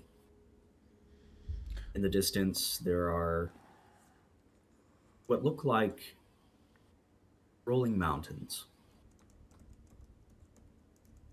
I need you to make me a perception check real quick. Okay, that's not bad. That's 21. Party. Should I supplement a 21 with a superiority roll? Or should I be fine with the We're not 21? there. I know, but I'm getting... I'm burning I'm potentially burning resources here. What is it? What would William do? What would William do? This is fair. William would be very thorough. Extremely thorough, especially with 2 hours of time on his hands. So we'll supplement this 21 with a D8 roll as well. Please be an 8. That'd be fucking dope. Not an 8, but almost just as good. A 7. So a total of 28 on a perception check. That's pretty good. These rolling mountains in the far, far distance have more than just land structure to them. As you see one, you could swear, move. Another part of potentially an island. This could be a peninsula. It could connect to a continent. You can't tell. It's that vast in the distance. But another part of the region shifts and moves as well. And in the distance, you see Emrys, Grendel, Nog, and Xenia wash up on shore hours after you've been here. As you look, Emrys, at these footprints, they take off in that direction. Exact size of William's boots, the same gait. He starts leading the party, like, through. All right. So he lands here, planning. Starts to walk off that direction, walks off this direction. Bit of a scuffle here with a hand. Heads to high ground. There he is. There you go. Hey, you guys!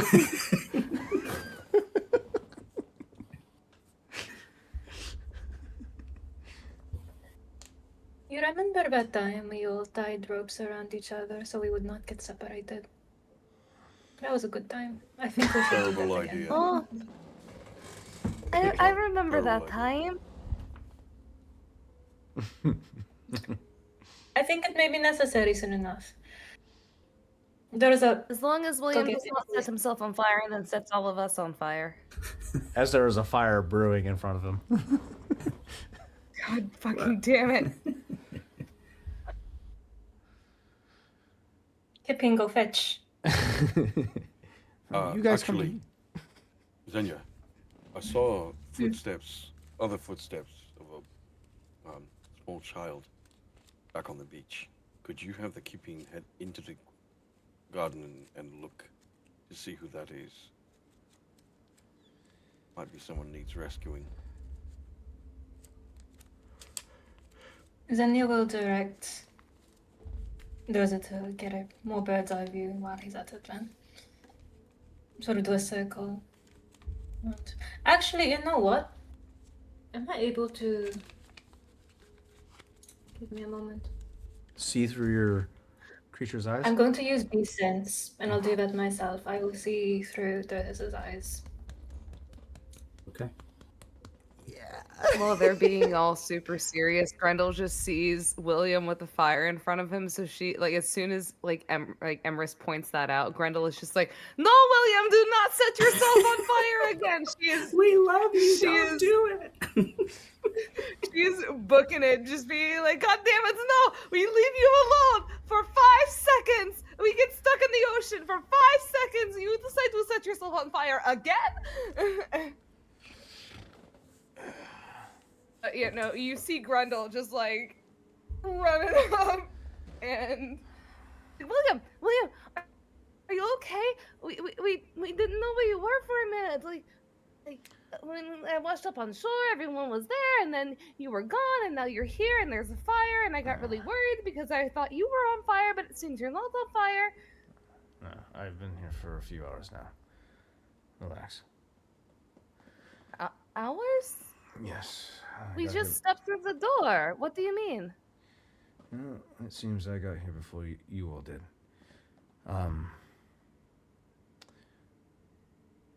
We're in for a bit of a trek, from my observations. Well, we're obviously going to be going through the abyss quite a bit, so He's gonna grab you by the jaw and I'm not.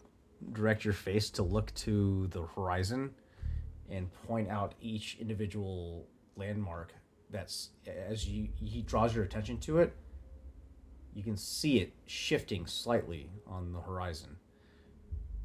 Our landscape is constantly moving at all times. That is what I'm- Constantly moving? Didn't So, and Brindle, after he like, points that, like, she's after not that gonna, like, he lets go. Yeah. He's like, didn't Bone Finger she kind say of shakes something herself about out of moving the grip, and she just goes, "Well, everything is moving all the time. How are we supposed to know where we're supposed to go?"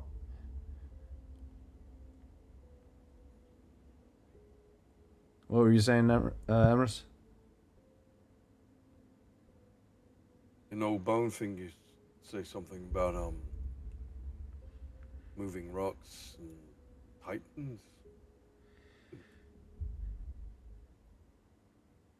Maybe Yes. that's that.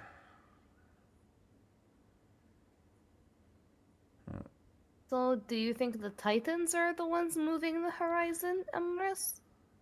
It's I think possible. they are the horizon. It's very possible. And it's up to us to figure out By the way, a passage through it. time to move.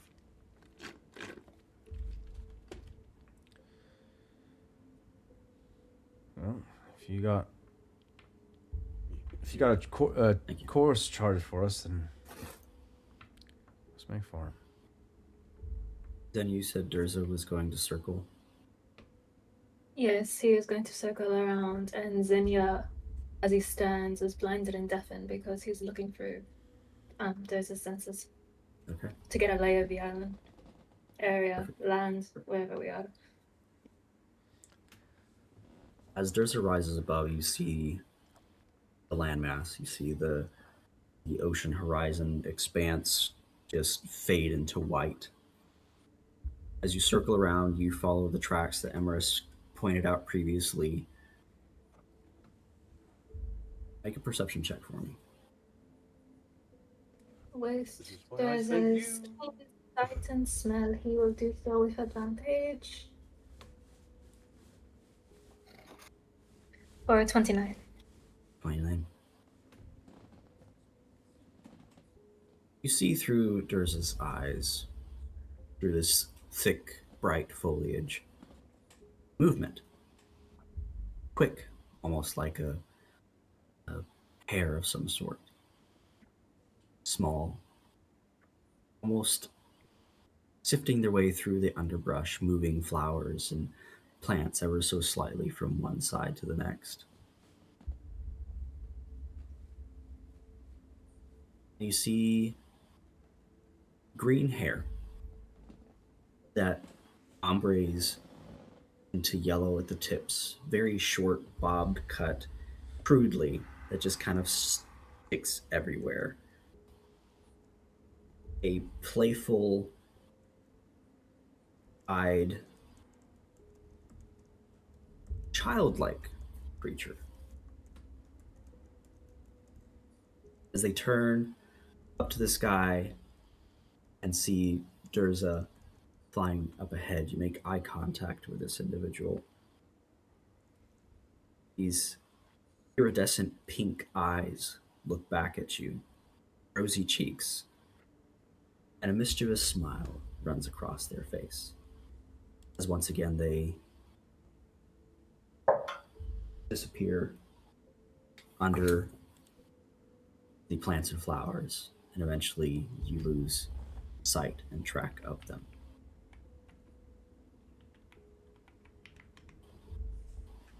Does Zenir get the sense that this is less so a child and more so a creature like Sylvan or Fae, where they're diminutive in size, but probably a lot older than they look?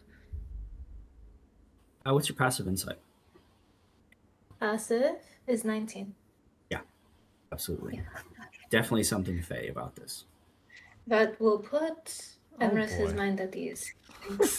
And he will head back down to inform them. Okay. Oh boy. As you regroup with the party, that might be a good position for us to take a small little break and come back to see what happens next. Stick around. We'll be right back.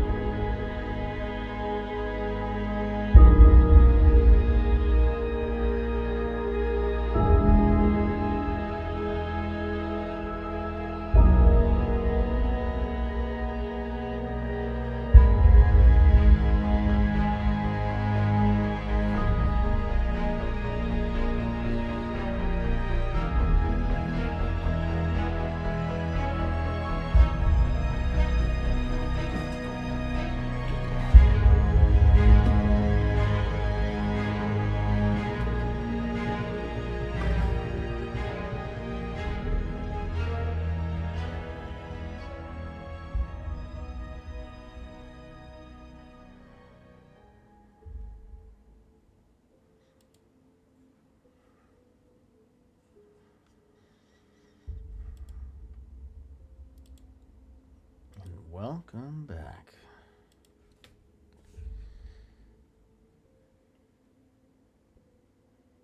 Chrissy Poo, I think you're muted, buddy. Oh, sorry, I muted you on the on Discord. My bad. Ew. There we go. Hope you got some refills on some drink, water, snacks, whatever you needed. All the goodies. But yeah. So as the party reconvenes on this viewpoint, this high point in these in the Garden of Perdition. What do you all do? Curl into the fetal position and cry for a moment. Mhm. In all actuality, I think William would have spent a little time with the cloak and compass, trying to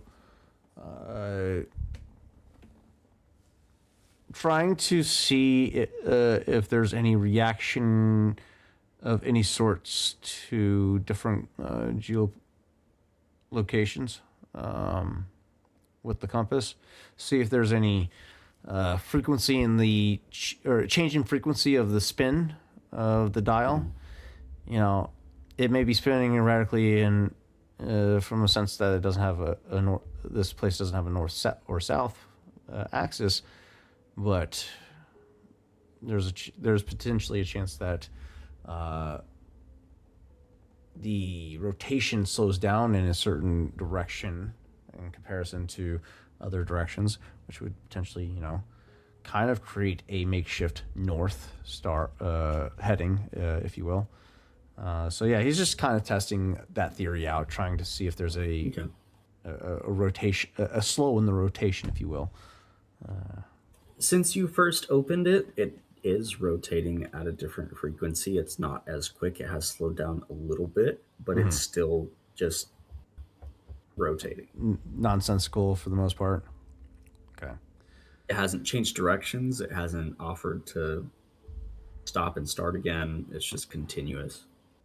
Okay. As for the cloak, do you put it on? Do you turn it over? What are you doing with that? Cloak's not William's style. How? Like a captain's coat? A coat for sure, Yeah. but a cloak, no. Is it a coat or is it a cloak? Yeah, it's like a pirate captain coat. Oh shit! Then Sorry, yeah, William I would wear misspoke, that. If it's as long as it's either a shade of red or black, it's his. Or I mean, normally he would go for the sovereign colors, which would be what navy blue. But you know, given his history with the sovereign, strictly red or black at this point. It's more. It used to be black. It's more faded to like a lighter off color. Okay. Very weathered. I like that. But the buttons on it are like a lapis lazuli. It's very ornate, that have maintained their sheen over time. All right. Yeah. Yeah. He'd try it on. As you put it on, you kind of like put it on, take it off, readjust, and it seems to fit okay. Roll me an insight check, please. Ooh. Yes, please. It's not going to be my best, so I'm probably going to have to supplement this, but come on, give me a nat 20. Not bad.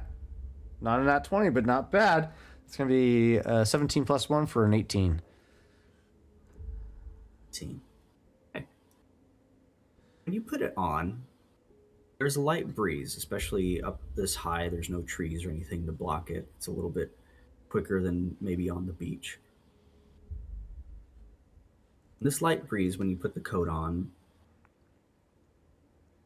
goes from taking your hair to the side to blowing it forward. You take the coat off, and it changes direction again. Your hair blows to the side. You put it back on. Fucking with him. You put it back on, and the wind goes from your back. Doing this a few times, you can ascertain that with this coat on, the wind will always be at your back. Which for a sea captain, I see how that would be very nice. Yeah. Yeah, I do see it. Yeah. William he's due for a change of persona. I mean, he's already trimmed what was left of his beard after the half transformation of the Dragonborn features on his left side. So he's trimmed down to a goatee, and his military cut that he used to rock back when he was a naval officer. But he's still rocking the traditional pirate garb, the Scarlet Brotherhood colors, and whatnot. Not really one to promote the Scarlet Brotherhood. He's only associated with them out of necessity. I mean, he lost everything and whatnot. So after all that is said and done, William's coming to a point where he wants to reinvent his image at this point. No longer one of the Scarlet Brotherhood, no longer a man of honor and dignity, or honor and duty, not dignity, honor and duty, a man of purpose. So he's going to don this jacket, removing the Scarlet Brotherhood's coat and tossing it aside. However, he is going to refurbish the color of this coat back to its former glory, utilizing his disguise self cantrip or feature. What is it? Is it a disguise self? A disguise kit. No, it's part of his part of your warlock ability. Gotcha. Yeah, disguise self at will. So yeah, you just as he dons this coat, you just see like a little shimmer of gold, or no, this would be a wave of green flame that roils down starting from his neck down his shoulders to the length of the coat itself, just enveloping the coat in its entirety, removing that faded color to restore a vibrant color that it once had. And yeah, he's feeling brandish. The very important question is: Yes. This coat as smelly as like the last coat that William had? It's a little less so. It's more. It's probably has very like a- briny. briny. It's very briny. It's very salty seaweed smelling smell. seawater is one. Yeah. But like smelling seawater is one thing, but like more talking like the stench of death is what like Grendel's more concerned about. William's been cleaning himself. Okay, he's going through an exchange, but this coat is going to need a touch of prestige from Godi when he gets back. Donning this coat mechanically for you, starting 5 feet behind you in a 60-foot cone, the wind is always at your back. That's so fucking cool. Oh, I love it. Yeah. Where's the pale lady at? Give me my baby. Sail out of here. Real fucking cool. Real cool. Music and shit. It doesn't change the speed of the wind, it only changes the direction. So if you're in a monsoon or some crazy storm, that wind is going to be Overpowered from behind you. Oh, Oh shit!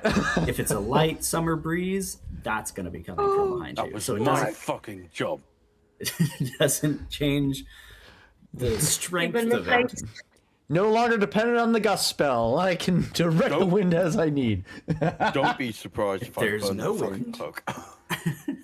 There's no wind. Then you're Then I'm fucked. Break out the oars, boys. So we get this jacket as we don't have a ship to sail. Is there? Great. We'll get the logistics later. But yeah, no. He's just kind of feeling himself, straightening out the jacket. It just needs a bit of a wash, but I like it. This is a nice jacket. It's not as smelly as the other jacket, so that's a good thing, William. Well, to be fair, there was a lot of piss, shit, and booze soaked into that fucking coat. There's Well, no that one was in this because company you have- were. What? You'd think someone would have learned it by now. Sorry, what? And does no one in this company have prestidigitation? You'd think one of us would have learned it by now. I'm sorry, my magic's not convenient enough for you all. I'm not very good with the whoosh. I'm sorry, Xenia. It's Nothing- okay. He can air himself out, I guess. Nothing a little elbow grease can't fix. Well, I'm very good at doing laundry. I'm not very good at the whoosh magic, but I'm very good at doing laundry. But I don't think right now is the proper time to do laundry. You know what? This raises a good Speaking point. of, This raises a good point. sorry. Nog, in case you need a new loincloth, here's some extra fabric. English! Here's some extra fabric for you. There you Mate. go. That's all. Fabric for Nog what? If you need extra loincloth material. Oh, Nog just used same one that he always has.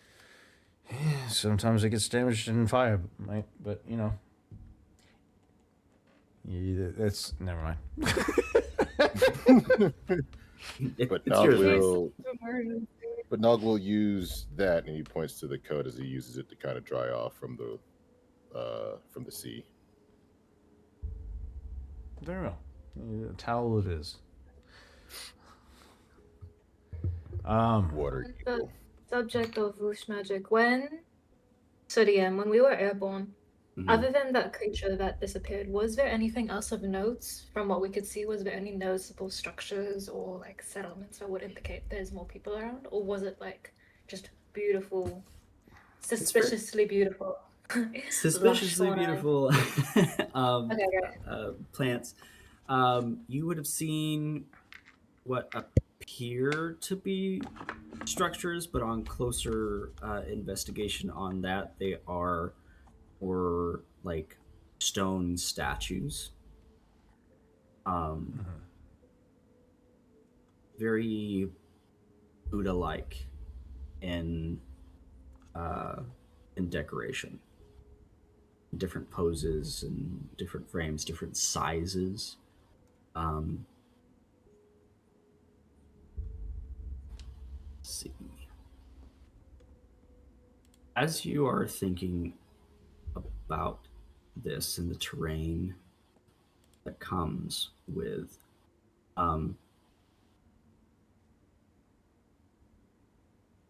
Xenia, your passive is so high on perception, isn't it? It's 23. 23.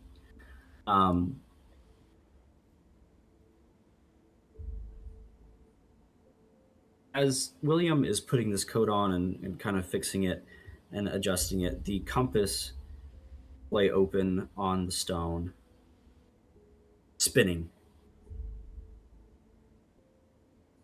Around the same time, you would see two things. One, Nog's hair, the scruff, rise. And the second thing that you would see is the spinning compass lock as the ground beneath you rumbles. And jerks to one side. I need all of you to make a dexterity saving throw. Nog, Your perception check was crazy. You have advantage. Huzzah! It's a 33. How in the fuck? Nat 20 Tremors, plus vibration. 13. It's tremor sense, basically. That's a 2 for Grendel. Jesus. Again, you have Wait. advantage on dex saves, danger sense. I have advantage on dex saves due to danger sense. Okay, so As long as you're not blinded. okay, that's better. Do I have That's a advantage flat notice fee? 15. 15 also, but plus 10 for a 25. Okay. Jesus Christ! I have a Rogue. 15. 15. Okay. Oh God, it is just. That will be a math. That is a Sasha grade 20. Okay. Alright, who am I missing? 25, 15, 15, 20. Do I get advantage for having noticed both signs? Tee. Tee. Sure. Yeah, just in case. Yep, that's better. That's a 21. All right. The ground beneath you moves, shifts, rumbles, and goes from flat to tilted as it raises and raises. You all are able to grab a hold of something for the time being as a ginormous Titanus statue rises Ooh. Smash. and begins to walk. As you are all just hanging on to the side of this ginormous, essentially Buddha statue as it moves through the gardens, shifting its way through, moving miles at a time, just one giant step. It's so big it probably doesn't even know you're there right now. Interesting. Need you all to make a perception check for me. Yes. Another one. Another one. Well, that's not take good. intelligence. That's going to be a 9 this time. That's May a- I? So that's a nat 20 minus 2 for a 18. Jesus. I don't know if a nat 20 does anything with a minus 2, but Perfect. ayo. May I ask if this is only site-based? This is site-based. Oh, I don't see shit. Just feel a rock. And the rock is moving. That was a 28. Okay.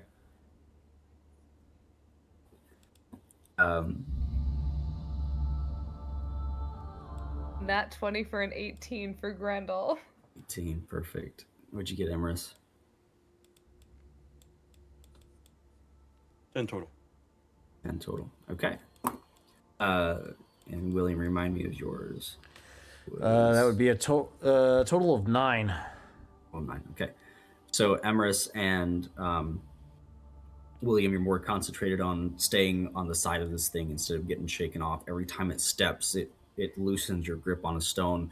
The wear and tear on this statue, your grip on something gives as part of the stone wall is essentially pulled out and crumbled, and you have to re-grip. Grendel and Xenia, you see a second Titan. Xenia, you see it in time to not make this next part at disadvantage for everyone. Oh, God. So, question. Yes. So, question. If Grendel sees one of the two falling, I don't know who she would be closest to. would she possibly be able to try and reach and grab for one of them if they're falling past Mhm. her? Yep. Who would that be, and who would she be grabbing onto? That would be Emerus would be the closest one to you. Emrys? Okay. So these are the Immediately. Titans The Emerus or Nog would be the closest to you, and then William and Zane would be closer to each other. Just considering that Emrys is the closest, Grendel would easily just like try to reach out to grab whoever was falling. As soon as she realizes, she's like, "Oh fuck, shit's happening. Land is elevating. She is so if Emrys is the closest, she's gonna try and grab for Emrys. If I need to roll something for that, whether it be sleight of hand or You gotta grab the weaker of the two. So Nog's gonna be fine. Like I feel like he's like the Energizer Bunny. Like he just like bounces off at the end, like the bottom of the ground. He just keeps going. Are we talking about staying on top of A Titan, moving a moving surface? Titan. Yeah. Emrys is gonna look up, I think. find his grapple point, and I think we're about to be faced with Love it. another point of contention here, because he was prefacing saying that somebody was able to spot something before we were faced with another roll at disadvantage. So another Titan, about the same size as this one, with a large club, comes in like a mountain coming at you, and just. I need everyone to make a dexterity saving throw to hold on to this thing as it reels back. shit. Dexterity. Could we argue for strength? That's a flat 17, good sir. We could do a strength saving throw. Just holding on by sheer willpower. Oh, thank Grant- God We that you do- said that. Grendel, I would argue for Anything you to utilize your ability of danger sense, because you have advantage. I'm arguing for strength because I have a higher modifier in strength than I do in dexterity. Granted, dexterity is not bad, but I just want that extra point of The cushion. thing is, Grendel's strength is only an 18. She only has a +4. I know. I knew I chose well. 24 for a strength save to hold on by sheer willpower. But yeah. That'll be a 22 for Grendel if it's going to be a strength save. Ooh. Damn. Okay. Wait, hold on. No, actually, hold on. Let's see this. So You had already rolled, Dia. You said it was a what? I forgot. It's a +8, not a +4 with a strength save. So that's going to be 18, 19, 20, 22. Oh It's going to be a fuck. 26. Oh, wait. That's going to be a 26 for Grendel for a strength save. Never mind. I'm good. Ability checks, not saving throws. We're fine. Wait, so does Grendel roll for a strength save or a strength, like just a strength throw? It was a saving throw. Save. Yeah. Saving throw. Oh, okay. So that's a +8 for the saving throw. So that's Yeah. going to be okay. 18. I had to check because I still have a point of exhaustion. I didn't know what if that affected my saving throw or not, which it doesn't, thankfully.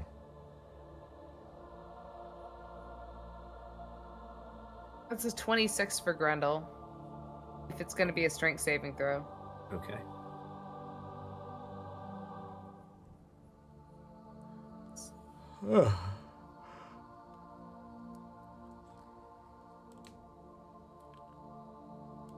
I'm messing these fools up. It won't be as at disadvantage, Nog, because Zenya had a 28 on the perception check and would have been able to call out brace or something Yes. before. Yeah. And a 2 mile wide So- club could be heard swinging through the air, I would assume. So then with that, that'll put me at a 27. Okay. It's probably bigger than 2 miles. And Emerus, what you got? it was a 28. 28. Damn, dog. Everybody's rolling pretty well. I'm scared for the tail end of this game. He keeps throwing dex saves at me. If it wasn't dex saves, I'd be dead already. Every one almost in sync. Braces, and on the impact, readjusts and lands perfectly. As this struck Titan just kind of takes two ginormous just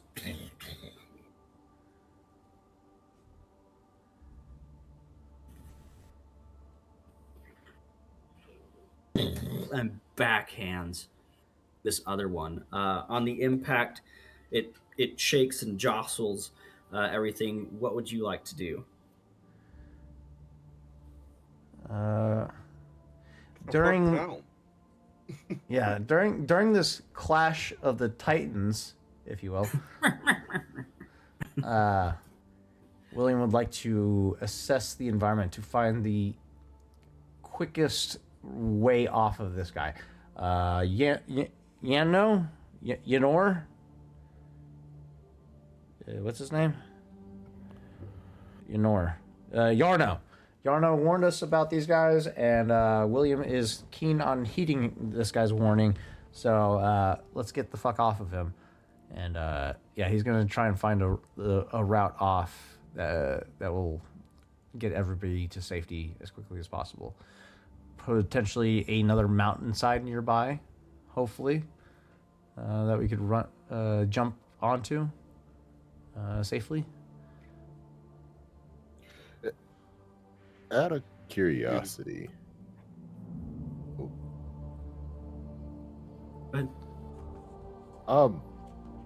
Nog can feel this is stone, right? Mm-hmm. Would I be smart enough to know it's not technically magical stone?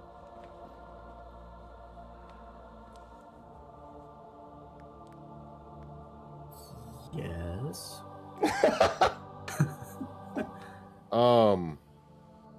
Roll for cool. Can I just put a crater in the calf that's Nog size so I can stay in without falling? Gonna stay on this guy? Certainly try. So I'm going to use the Bulle boots. Oh for God! 4 charges to stomp a mud hole in this thing. And if I have to roll damage, I deal double damage to structures. Okay. So, because I don't know what's happening, Nog can't see what the fuck's happening. First thing to do is find cover. So, 28 on either performance or strength for this feat until we can figure something out for Nog. Okay. That's I'm in a great. Nog-sized crater in this calf. Go ahead and roll me some damage for that. Oh, you're that person. Okay. I was not prepared for this. 48, 46. So 9 times 18, something like that. 18, yes. Yay! Quick math. Oh, man, I got split ends.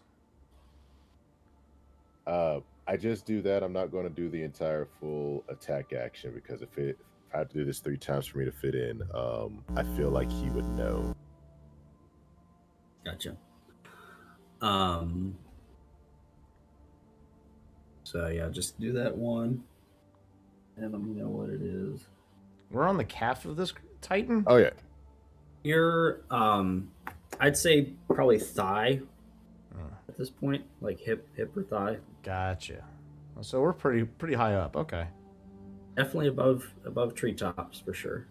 Yeah, that's not gonna be So you'd have to climb probably a ways down. 60 to 80 feet down to be treetop level.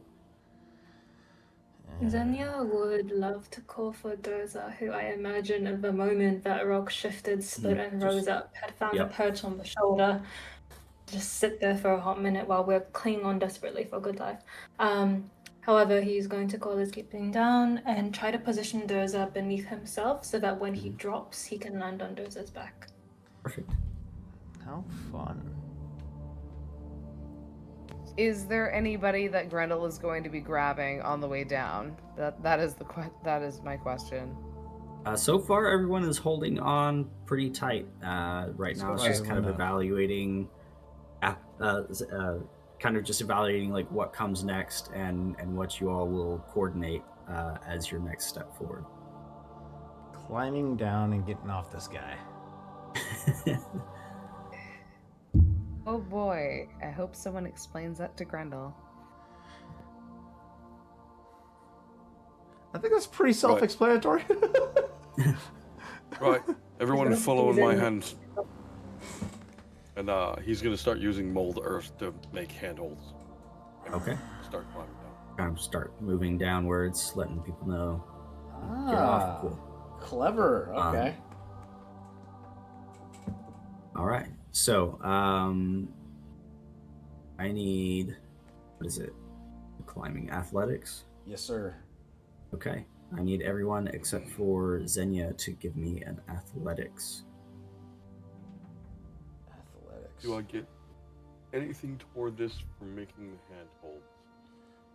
A And reduction having in a DC? grappling hook. You can have advantage, for sure. Appreciate that.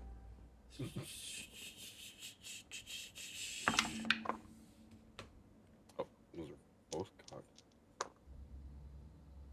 Oh, 21 for Grendel. We all have advantage, or just Emrys? Wait, we have advantage? Emrys. Just Emrys.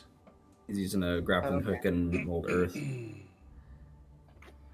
so even with advantage, No. that's a Again, 7 21 minus with crit. 1. Love athletics. Oh no. He's not a strong boy. Yeah, I see your 7 minus 1, and I raise you a natural 1. Oh, son of a dear bitch. Oh god. I'm Oh, touch God. all of you. Okay. With a +8 for modifier. Golly, dude. I don't know what happened. I think William was just trying to make sure everybody else was getting down safely and just fucking got distracted too long to ended up getting jostled off of his one handhold that he had. Nog is too happy in his little hole right now. Okay.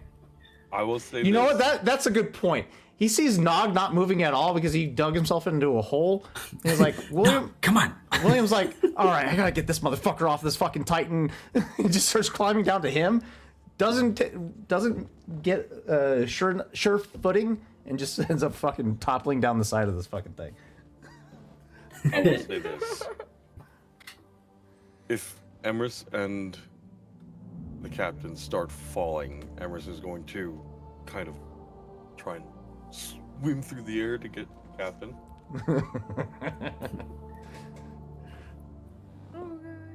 Okay, so I got a 21. Don't need one from Nog because he's not moving.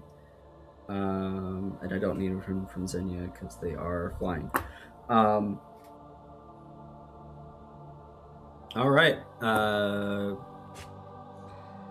How many miles high are we all right now?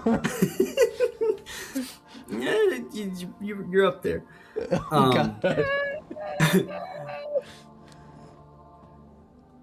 Rendell, It's fine. We're fine. as this thing shifts and moves to make its attack, it makes it. You guys start climbing down.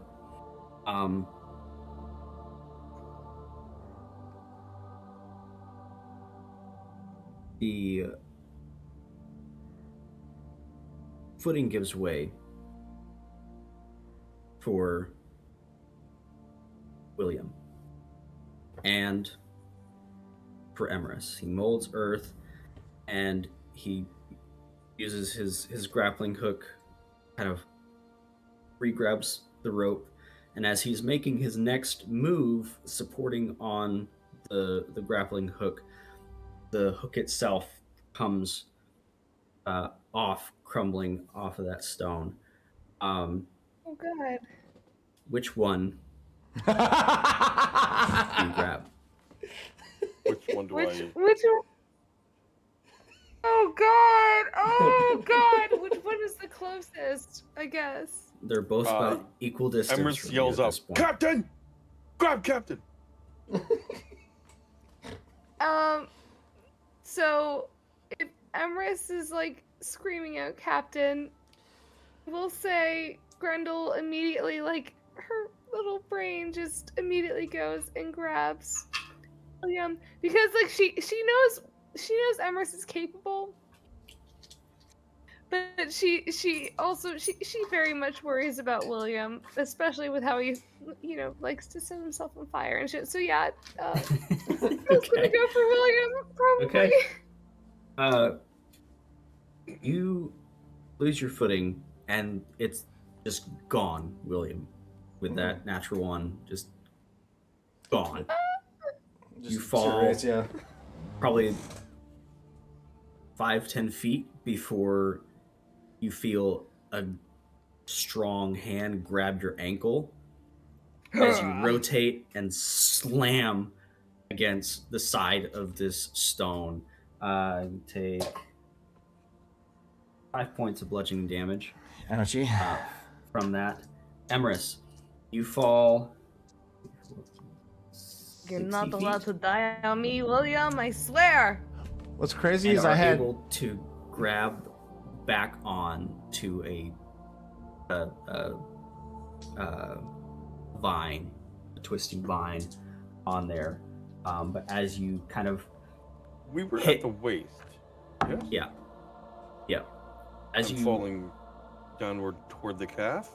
yeah, towards the ankle. Do So I around the knee or so is Do I see Nog's little hole down below? from where you land. Yes. Let's see, falling down. I haven't grabbed anything yet. You haven't grabbed it? You don't want to grab anything? Nope, still falling. Okay. All right. I'm still falling. What's crazy is fucking I had disadvantage on that check. Oh, fuck. So no matter what, I was fucked. Okay. Grendel's gonna try.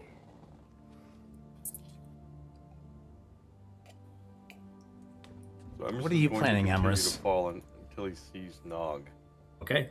You are detached from the Titan at this point, so I need just Grendel, Nog, and William to roll me strength saving throws to stay attached as another attack is coming in from the opposite Titan. Boy, we gotta get off this guy. Strength fucking quick. saving throws, so not athletics. All right. We need to get off this guy.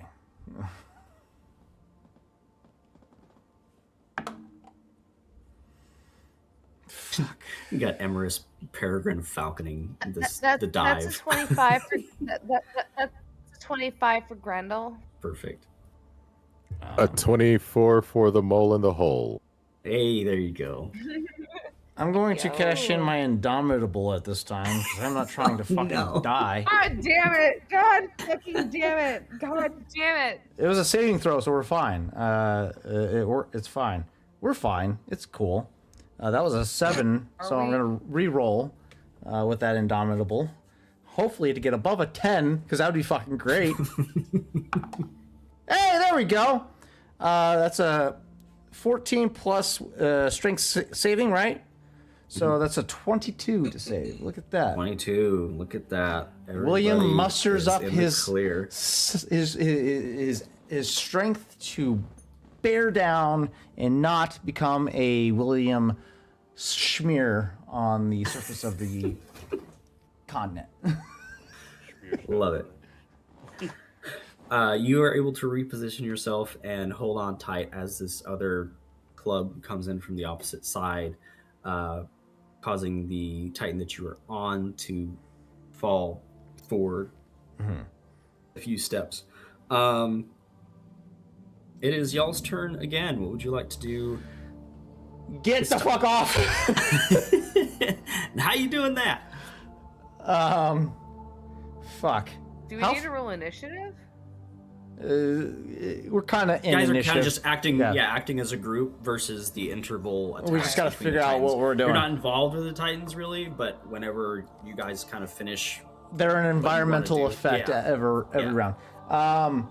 So how far up are we? How I need a distance here. okay.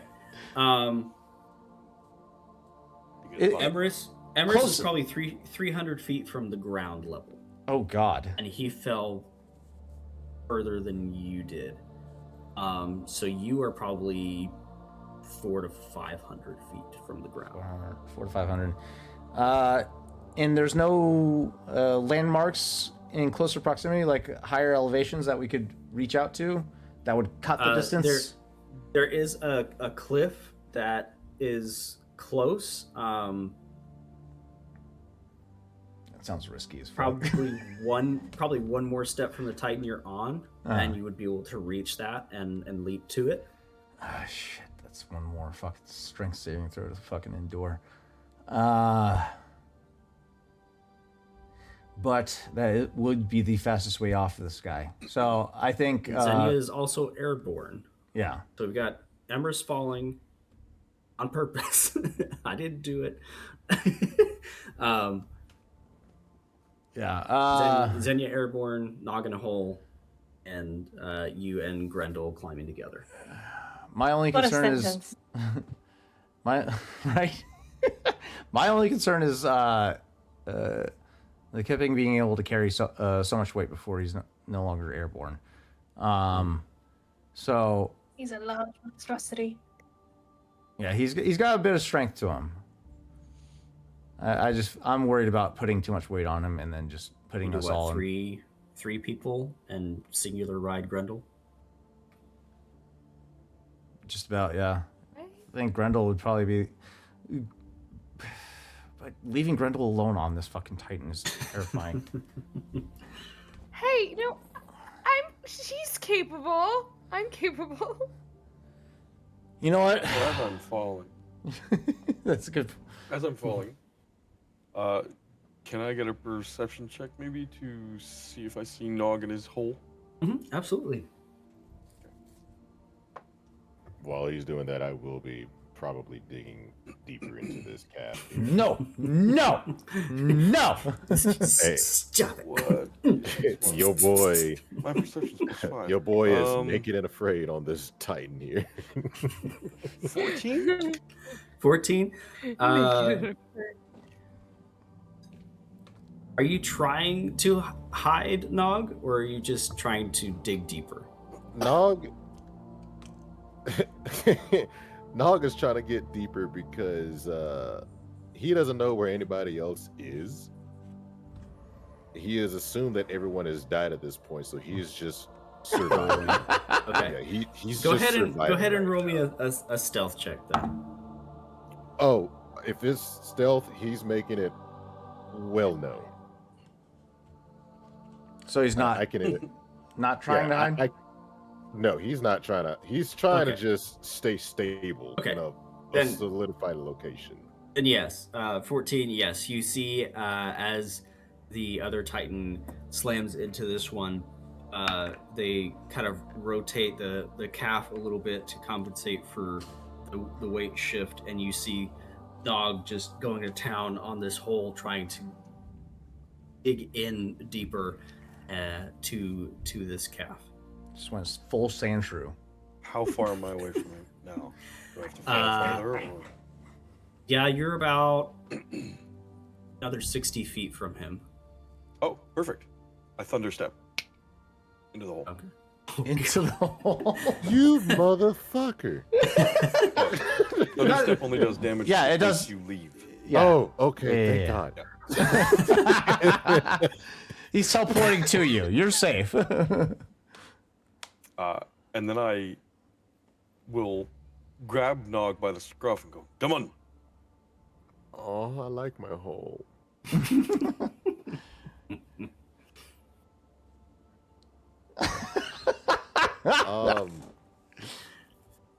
Damn. You Nog let doesn't me know how to take you, respond. or Well, Uh, Nog is in feral mode right now. He Right. really hasn't imprinted on you. Um, I, let's settle this on a dex if you don't mind entertaining it to give you the chance. ooh, Sure. Give you the He just says, chance. come on, we've got to get off this thing. And, Oh, I am fucking Oh, horrified. please don't say that, Emrys. bad. Emrys, no. Oh, I got it. dude. I have No, You no. have a what? a 10. Oh, I might actually. You said Dex? Yes. Oh, a million based on 2. You only have 12. plus. So Okay, thank God. Okay, yeah. So you got the slip on Nog. He is still unaware of your presence. So you may quickly grab him to pull him from said hole, not contested, wherever you're going. Now, what happens in the air is It's on you. not me, the player. It's what Nog would do. Yeah, famous So- last words. I grab him, I throw him onto my back, and I run back out the hole and jump. Oh God. Okay. Ambrose has a parachute or something. I don't know. Feather I don't know, fall. but Nog, This Nog bitch got is feather fall. rolling a strength of like a bear hug. Nothing on as simple as that, no. Yeah. Nog is just Nog like, is, I feel like, the equivalent to a feral cat at this point. Like, oh being yeah, like taken claws out are of his essence. claws are being sunk into this man's like torso, legs. Totally Like, fine. He is holding on. I will to Feral dear cat. life. I will take the Feral cat how much energy. points of damage would you That being said, Grendel and William, I think William would probably still hanging up on upside down to the thigh of this fucking Titan, seeing Xenia up in the air, just reaches up to his mouth, lets out a sharp whistle, just basically signaling Xenia, fucking help! Grendel's just holding on for dear life at this point. William potentially probably like yanking his leg from your hand, like, let me go, I need my leg! Wait, did Grendel He will grab him put by this- the leg? You saved me by catching my ankle as I was falling from a nat 1. Oh, I thought she was going for the wrist, but okay. That I checks rolled out. a nat 1. That's how bad. Oh, I forgot you rolled a not one. Oh god. Yeah. If he's trying to actively kick from Grendel, Grendel will release. So, finishing off this round with potentially getting on the back of Kippen. Okay, Grendel, do you continue to climb?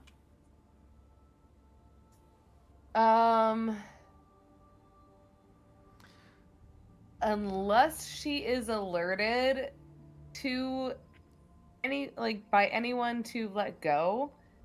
Grendel is I will say, like, if this is like a turn-based thing, she probably would be raging and trying to climb up this goddamn Titan.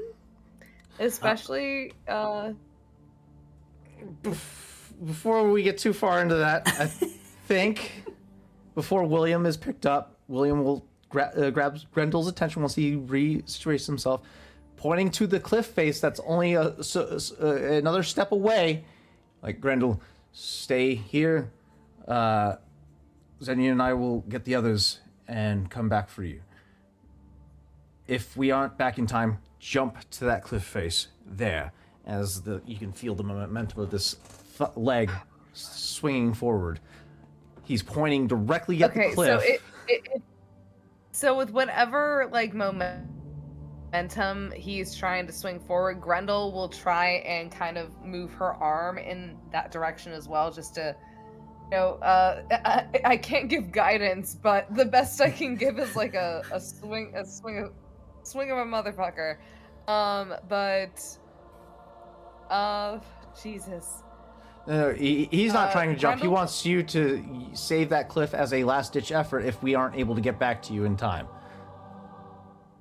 Okay, so at that point, Grendel's just gonna hold on for dear life. That's and- basically what I was hoping for.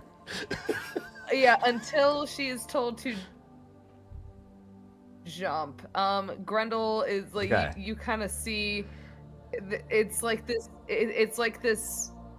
So if I can ready an action, if that's possible, I don't know. Yeah. What else going let on? you But know. like, yeah. yeah. Grendel, pretty much, you can kind of see this flare between as she's holding on to this Titan for dear fucking life. You can see these flares of flame every now and then in her bright red hair. She is just trying her best to hang on for dear life. And if it ever when the opportunity comes down to it, if she needs to leap, she'd like to rage and then like beforehand and then leap to whatever location is needed. Mhm. If needed. That's hot. She's gonna be hanging on for all she's worth at this point, though, right now. Later. Perfect. Let's see. Emrys has Goblin. Let's see. Zenya. Shit, you cutie.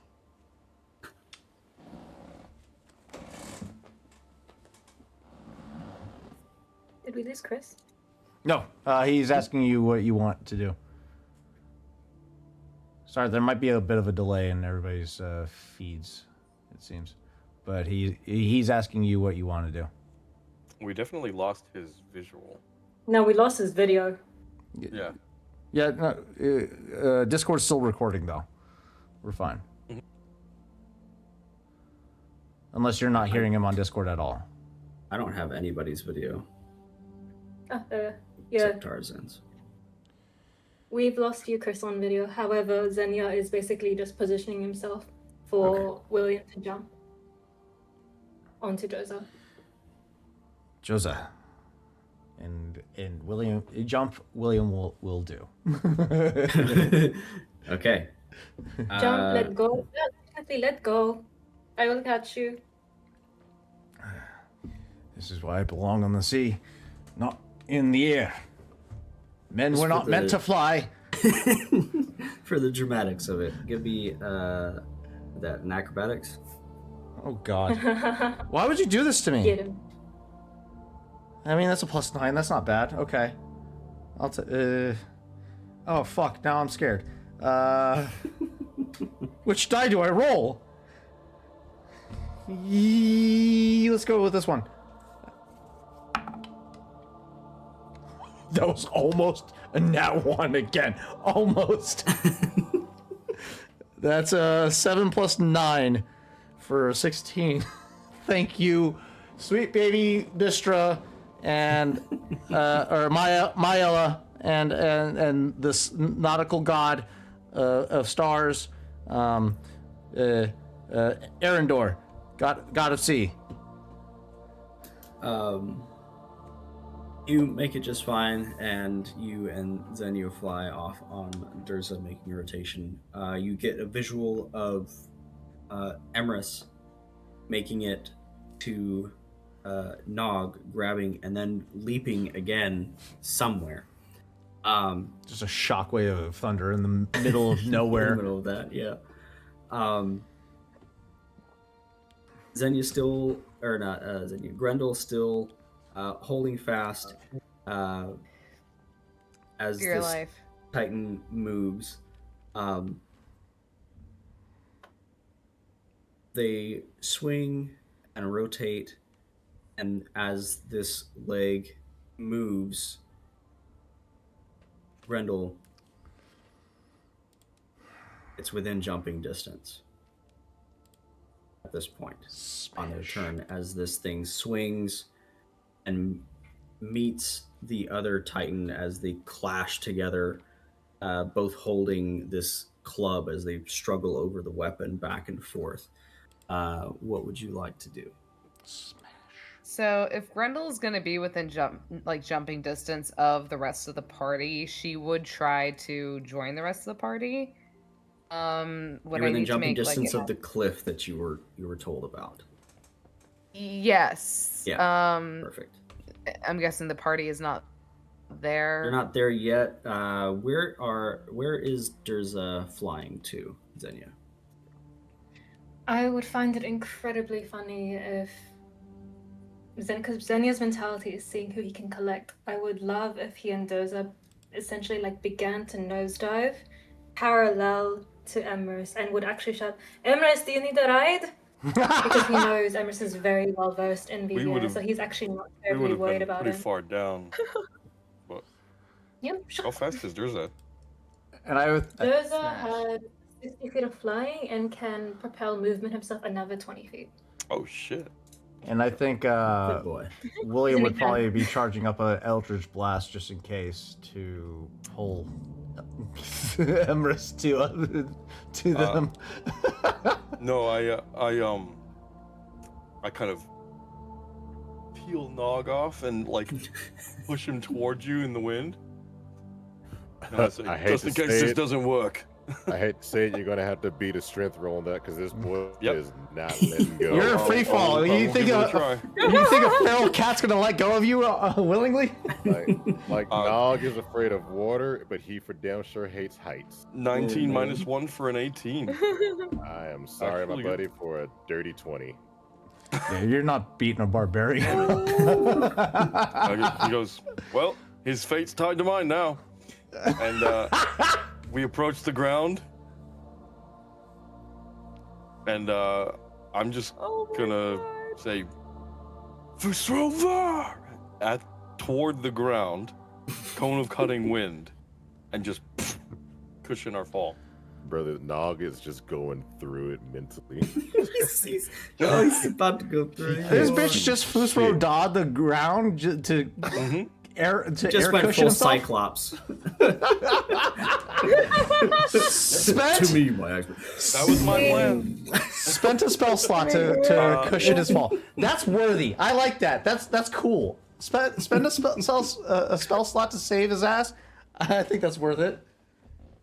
Seeing that Emrys does not need a ride, at that last minute when Xenia sees that he's about to cast a spell, will have Doza sort of pull up sharply and sort of veer back towards Grendel because that is the last unaccounted member of our party. You Okay, see, like, Grendel. William about to cast Eldritch Blast, and then all of a sudden the change of trajectory, the fucking green beam just shoots off erratically. And actually, Seeing all this, like, if the 20-foot Go ahead. push upwards doesn't do it, I have Tempestuous Magic, which allows me to do another 10 feet. So Ooh. Yeah. the wind. Yeah. No, you with Nog claws deep, just holding on for dear life, you cast this spell and reverse the momentum of your fall and make it down to the bottom into the Forest clearing. yeah. I imagine it's The still giant gonna hurt footprint clearing little of this Titan. because I'm falling at 60 feet per round, and I'm basically pushing myself back up 30 feet. So 30 It's that foot of Still fall? hit. You're yeah. you're getting some G-force. Yeah, Let's see. So you still hit the ground going at least 20. right. Nog's on my back, so he won't take anything. Okay. 12. 12 damage. I'll take. Yeah, so just make sure you put this on your sheet, Emrys. Mhm. Nog of Holding. Nog Um, of Holding. You got it. Yeah, How much just- damage are your claws doing to my back right now? You know, we're not gonna worry about that. Just know. Hurt him.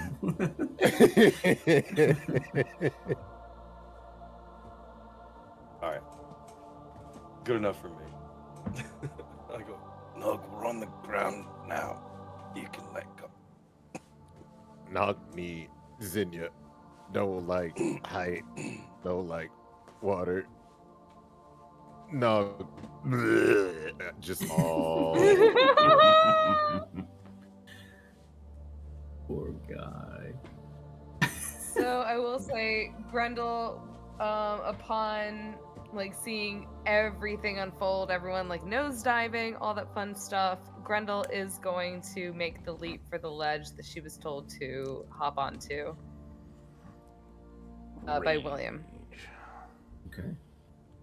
Give me would that be an acrobatics check?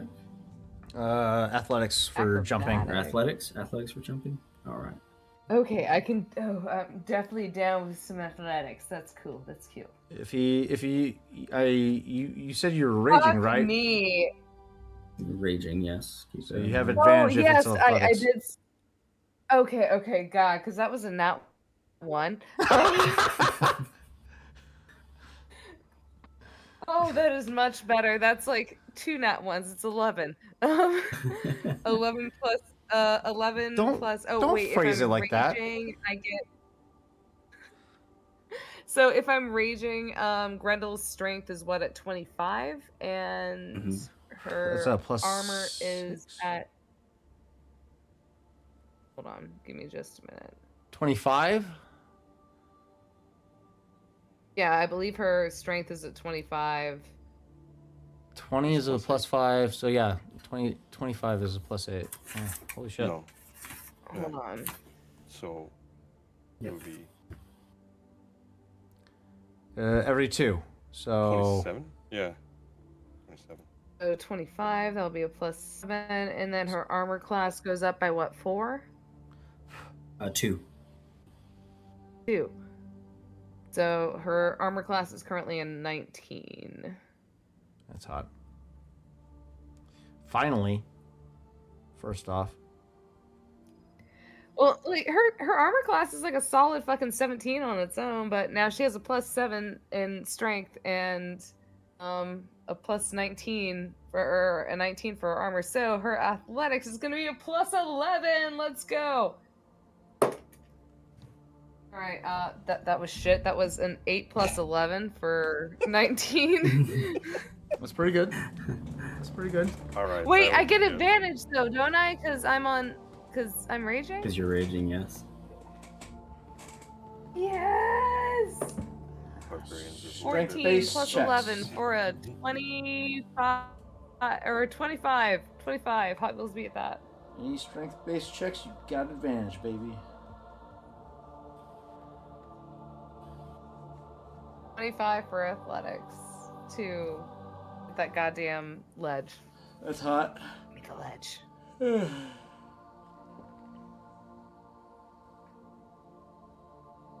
Okay. With the momentum of this step, it comes closer and closer. You leap as Durza, William, and Xenia are coming up from the bottom. They see you leap across as everything almost goes into slow motion. You land 2 feet right on the edge and take 1 step forward onto the cliff as they come into view and land up top with you.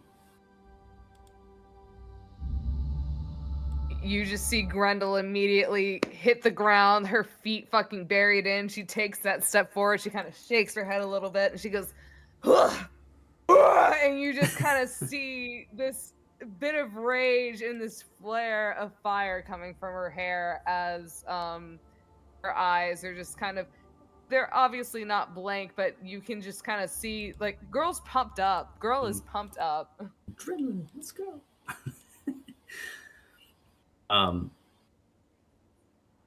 With just a few steps, these 2 struggling titans are far away from you.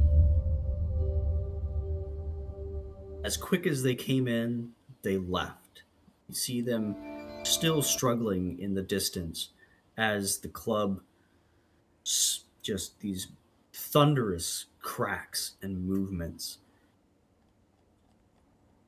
And eventually, one overpowers the other, takes the club, and smashes their head in. this titan fallen, just becoming another cliff, another part of the landscape, another thing that you are standing on. You're about 80 feet from the ground. You see Emrys and Nog below, although it's a little bit harder to see them. There's a humid haze that rolls across the ground like a gentle mist. Emrys, Nog, gilded light from the sun, a soft amber glow drifts between eternal dawn and dusk where you're at. Vast trees, heavy with golden fruit, bow under their own splendor. And with all the movement and turmoil that these titans have wrought, petals rain from their canopies, a slow, almost dreamlike cascade.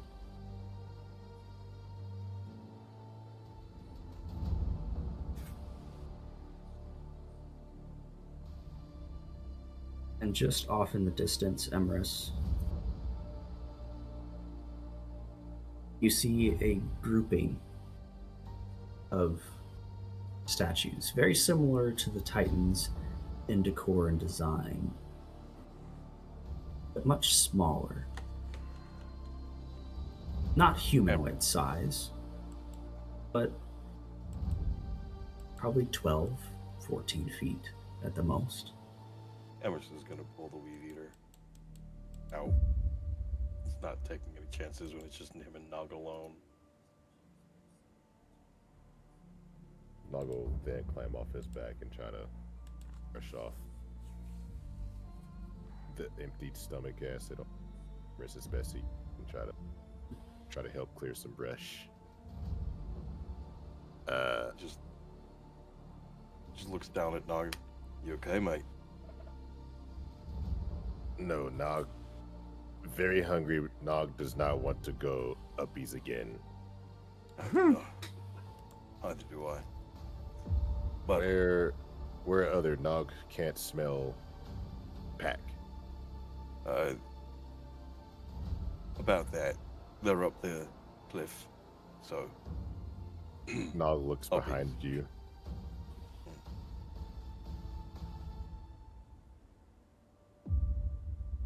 If you point that way, we go that way? Or did you go and Nog points the total opposite direction this way? right, just follow my footsteps, mate. Stick close. And then Nog's just gonna hold the hem of your robe like a child lost in the mall. And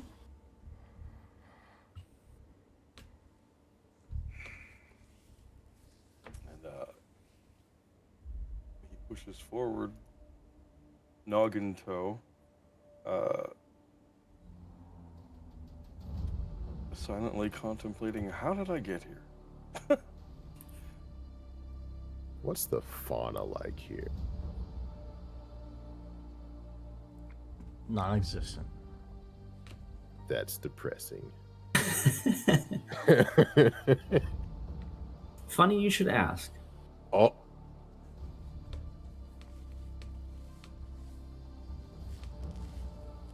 Am I gonna have to eat Emrys? Am I gonna finally be able to find something for more than a round?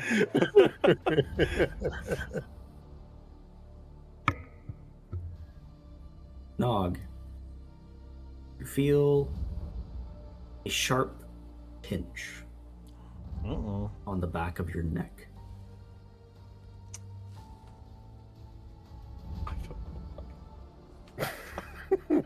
I thought it was gonna be like the loincloth.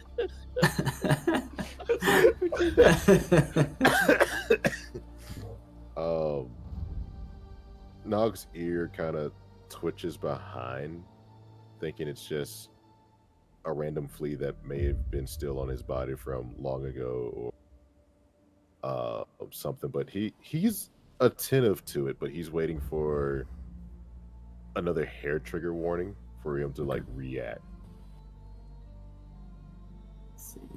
Is Emrys and Nog gonna be lost forever? Nog might be hungry here soon. What? No, we're on our way, mate. If it comes down to Nog's sorry if he has to eat Emrys. I have food in my bag of holding. It's okay. Nog understands sacrifices must be made. Oh no. That's a Sorry that's a about William lesson if I ever heard one.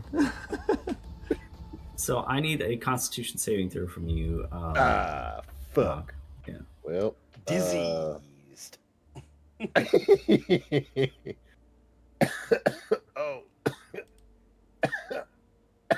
Tired of real life. No, don't do that. Hey, A I need nat you to one. calm down. I'm sorry. I'm choking because I rolled a nat one. Nat Jesus. one? Nat 1. Okay, roll me a d8, please. Not die. Well, in real life. What I hate is I Um, don't know if this is a good thing. I or got a bad thing, 7. Whatever is going. No. Oh, no, Clay. Okay. No, Chris. Does he Not like actually this. die? Is he? So, Can I at the- least choose what he looks like? This prick on your neck happens, and there's like a golf ball sized welt from it as it leaves.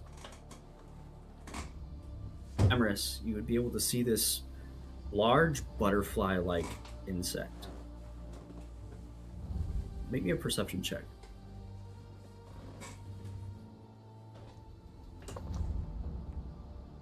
$16.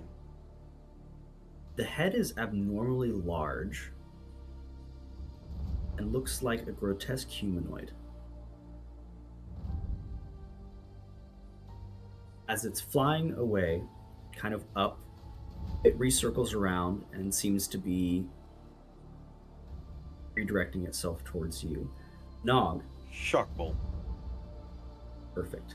You have to roll to hit with that, or is it a Mhm. saving throw? Okay. Go ahead and roll that, and go ahead and send it to me in chat. Nog, you rolled a nat 1. Yeah. Roll me another d8, please. Offer my Okay, 7 on the first one, 5 on this one. 5 on that one. I offer my cat as an offering.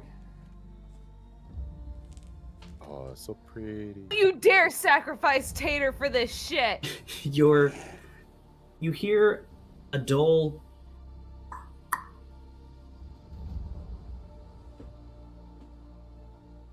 and you are familiar with your own anatomy. Yeah. You know what your heartbeat sounds like. You hear it sometimes you don't. But this time you do, and it doesn't sound like your heart. You hear the knock. Flowers sprout from your chest and shoulders. Oh God, Nog is freaking the fuck out. Healing magic restores only half its normal value now for you. And on your second roll, your legs fuse into a wooden base and burrow involuntarily into the ground when stationary. While this happens, your speed becomes 0, and you are considered restrained if you end your turn not moving. So, Nog's seeing the flowers first and foremost because he's not the brightest. He is going to take the time to try to swat, rip, and claw the flowers off as best he can. If they are still there, he'll proceed to skull drag himself on the ground, trying to get the flowers off of him. They persist and resprout as you pull them off. Emrys, It's like the Nog is dying. Oh, Evil fuck. flowers on Nog. Get off. Emrys, don't let Nog die like this. Grendel may turn him into a crown. Nog don't want to go out like this. I Kill me. I rolled a 21.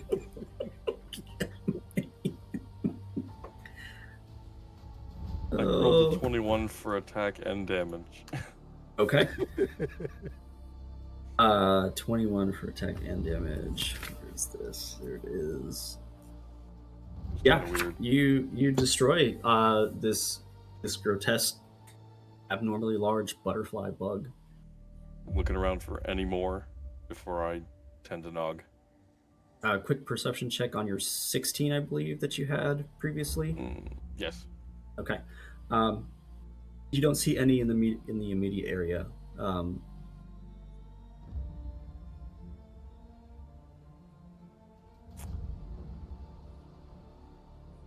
Do I have any idea how to help Nog?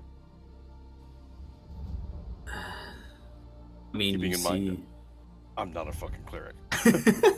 Yeah, I mean, you see random flowers sprouting out of their chest and shoulders that match the flora around you.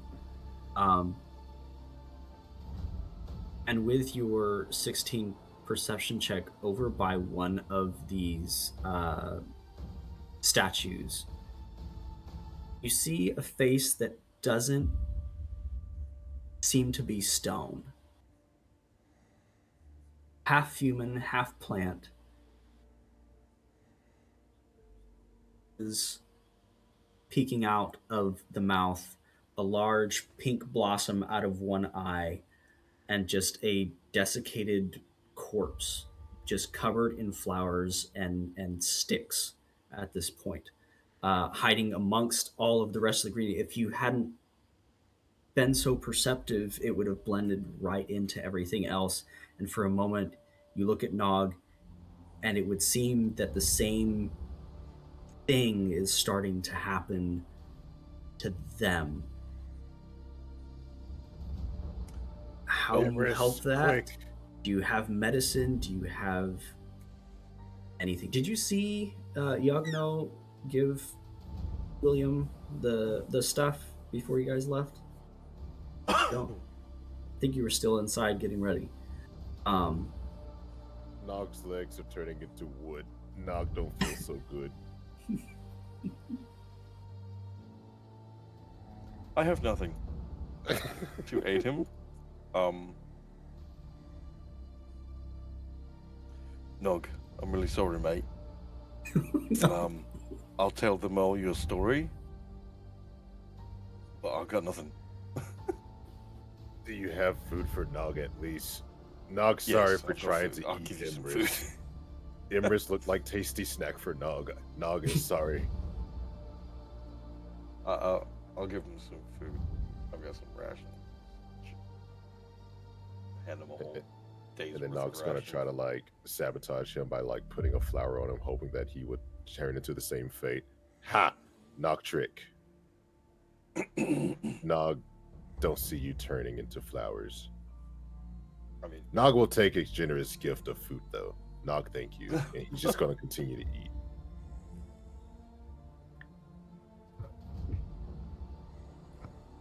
Don't tell others Nog tried to sabotage you. I'm definitely gonna dex save and avoid the flower.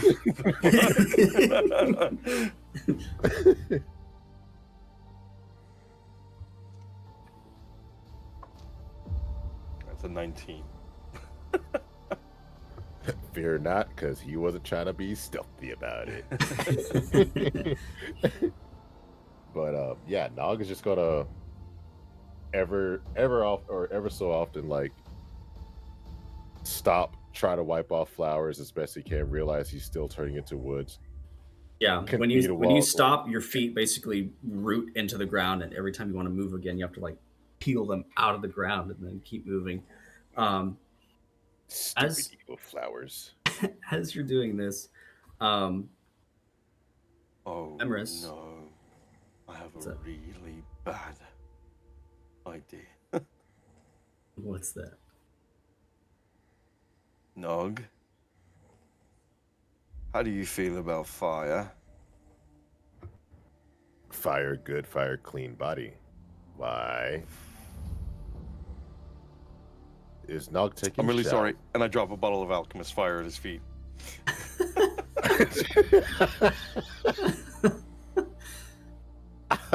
Well,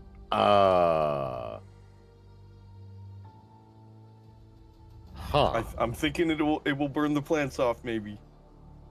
Well, there goes my fur. He's gonna And be the- a naked mole rat. And the only article of clothing is the loincloth. I hope you have pants. Oh god. I got. I'm so glad At that least- William gave him extra cloth for the loincloth. You throw the alchemist fire at his feet, and it takes effect. Parts of these plants are burning and wilting off. How long does this last? Well, if he's rooted in place, A long time. how long does an alchemist fire last? That's the question. It's a D4 damage and starts burning. 10 rounds. Dexterity saving throw. Your speed is 0. So yeah, it'll burn for a minute, and I'm going to like take out my water skin from my bag, and I'm gonna ready to shape water to like when the flowers are gone, he will. The Awesome. moment I see that, Nog will attempt to run from the wall. just running on fire. Would rather. Yep. Would rather. He'd rather burn to death than to be clean Okay. water. All right. So let's say it lasts for about 3 rounds.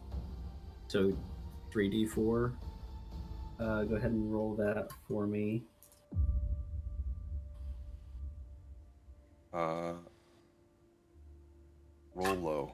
Roll low. Oh, 3 1s. Nice. How? So 3 points of fire damage before it's put out, and then Emrys is chasing you around trying to put the rest of it out. However, you just moving around and stomping around is enough to put it out, and momentarily, Nog's feet, although a little bit singed and burned, are no longer wood, and the flowers have wilted and burned away. There's a few little scraps here and there, and a few moments after that, slowly the buds and the blossoms come back on the shoulders and into the chest, and the wood begins to regrow on the legs. And I think Right. that's where we're going to end for tonight. I think we need more help. No, it can't be stinky flowers. Like, if this wasn't so horrific with body horror, Grendel would love this, but my god. I don't know what's worse for Nog, though. Turning into something that Grendel would turn him into a crown on, or him being given a flower crown from Grendel. It's not a win-win situation for me, but What about wearing a flower crown from you, made by Grendel for you? Oh man, no. Jeez. the audacity. The More of a audacity. hell than we were already in. Nog is forever going to be traumatized by Grendel from here on out. I'm so sorry. Grendel wasn't even trying, dude. Nog came from being a Nog of holding to a Groot in one session. Oh no, I am Groot. What happened to Tarzan, man? Is he sleeping? I am think. Nog. I think He he. died. Oh No. my god. Yeah, he little sleepy boy. No way. Oh my god. Poor Grog. Let me see. There's a way. There's a will, there's a way. Yeah, I'm excited to get to our next section and see how we can get the party back together so they can see what's going on with Nog turning into Groot. Oh Gosh. God. Randall's probably gonna have a goddamn field day, but Oh goodness. I imagine Emrys comes back holding a bouquet of flowers that is like has a wooden stick, hands it to Grendel, and she's like, "You got any flowers?" This I is go, from Nog. "No, that's Nog. That's bad." Nog, hello. I tried to wake him Oh up. God. It did not work.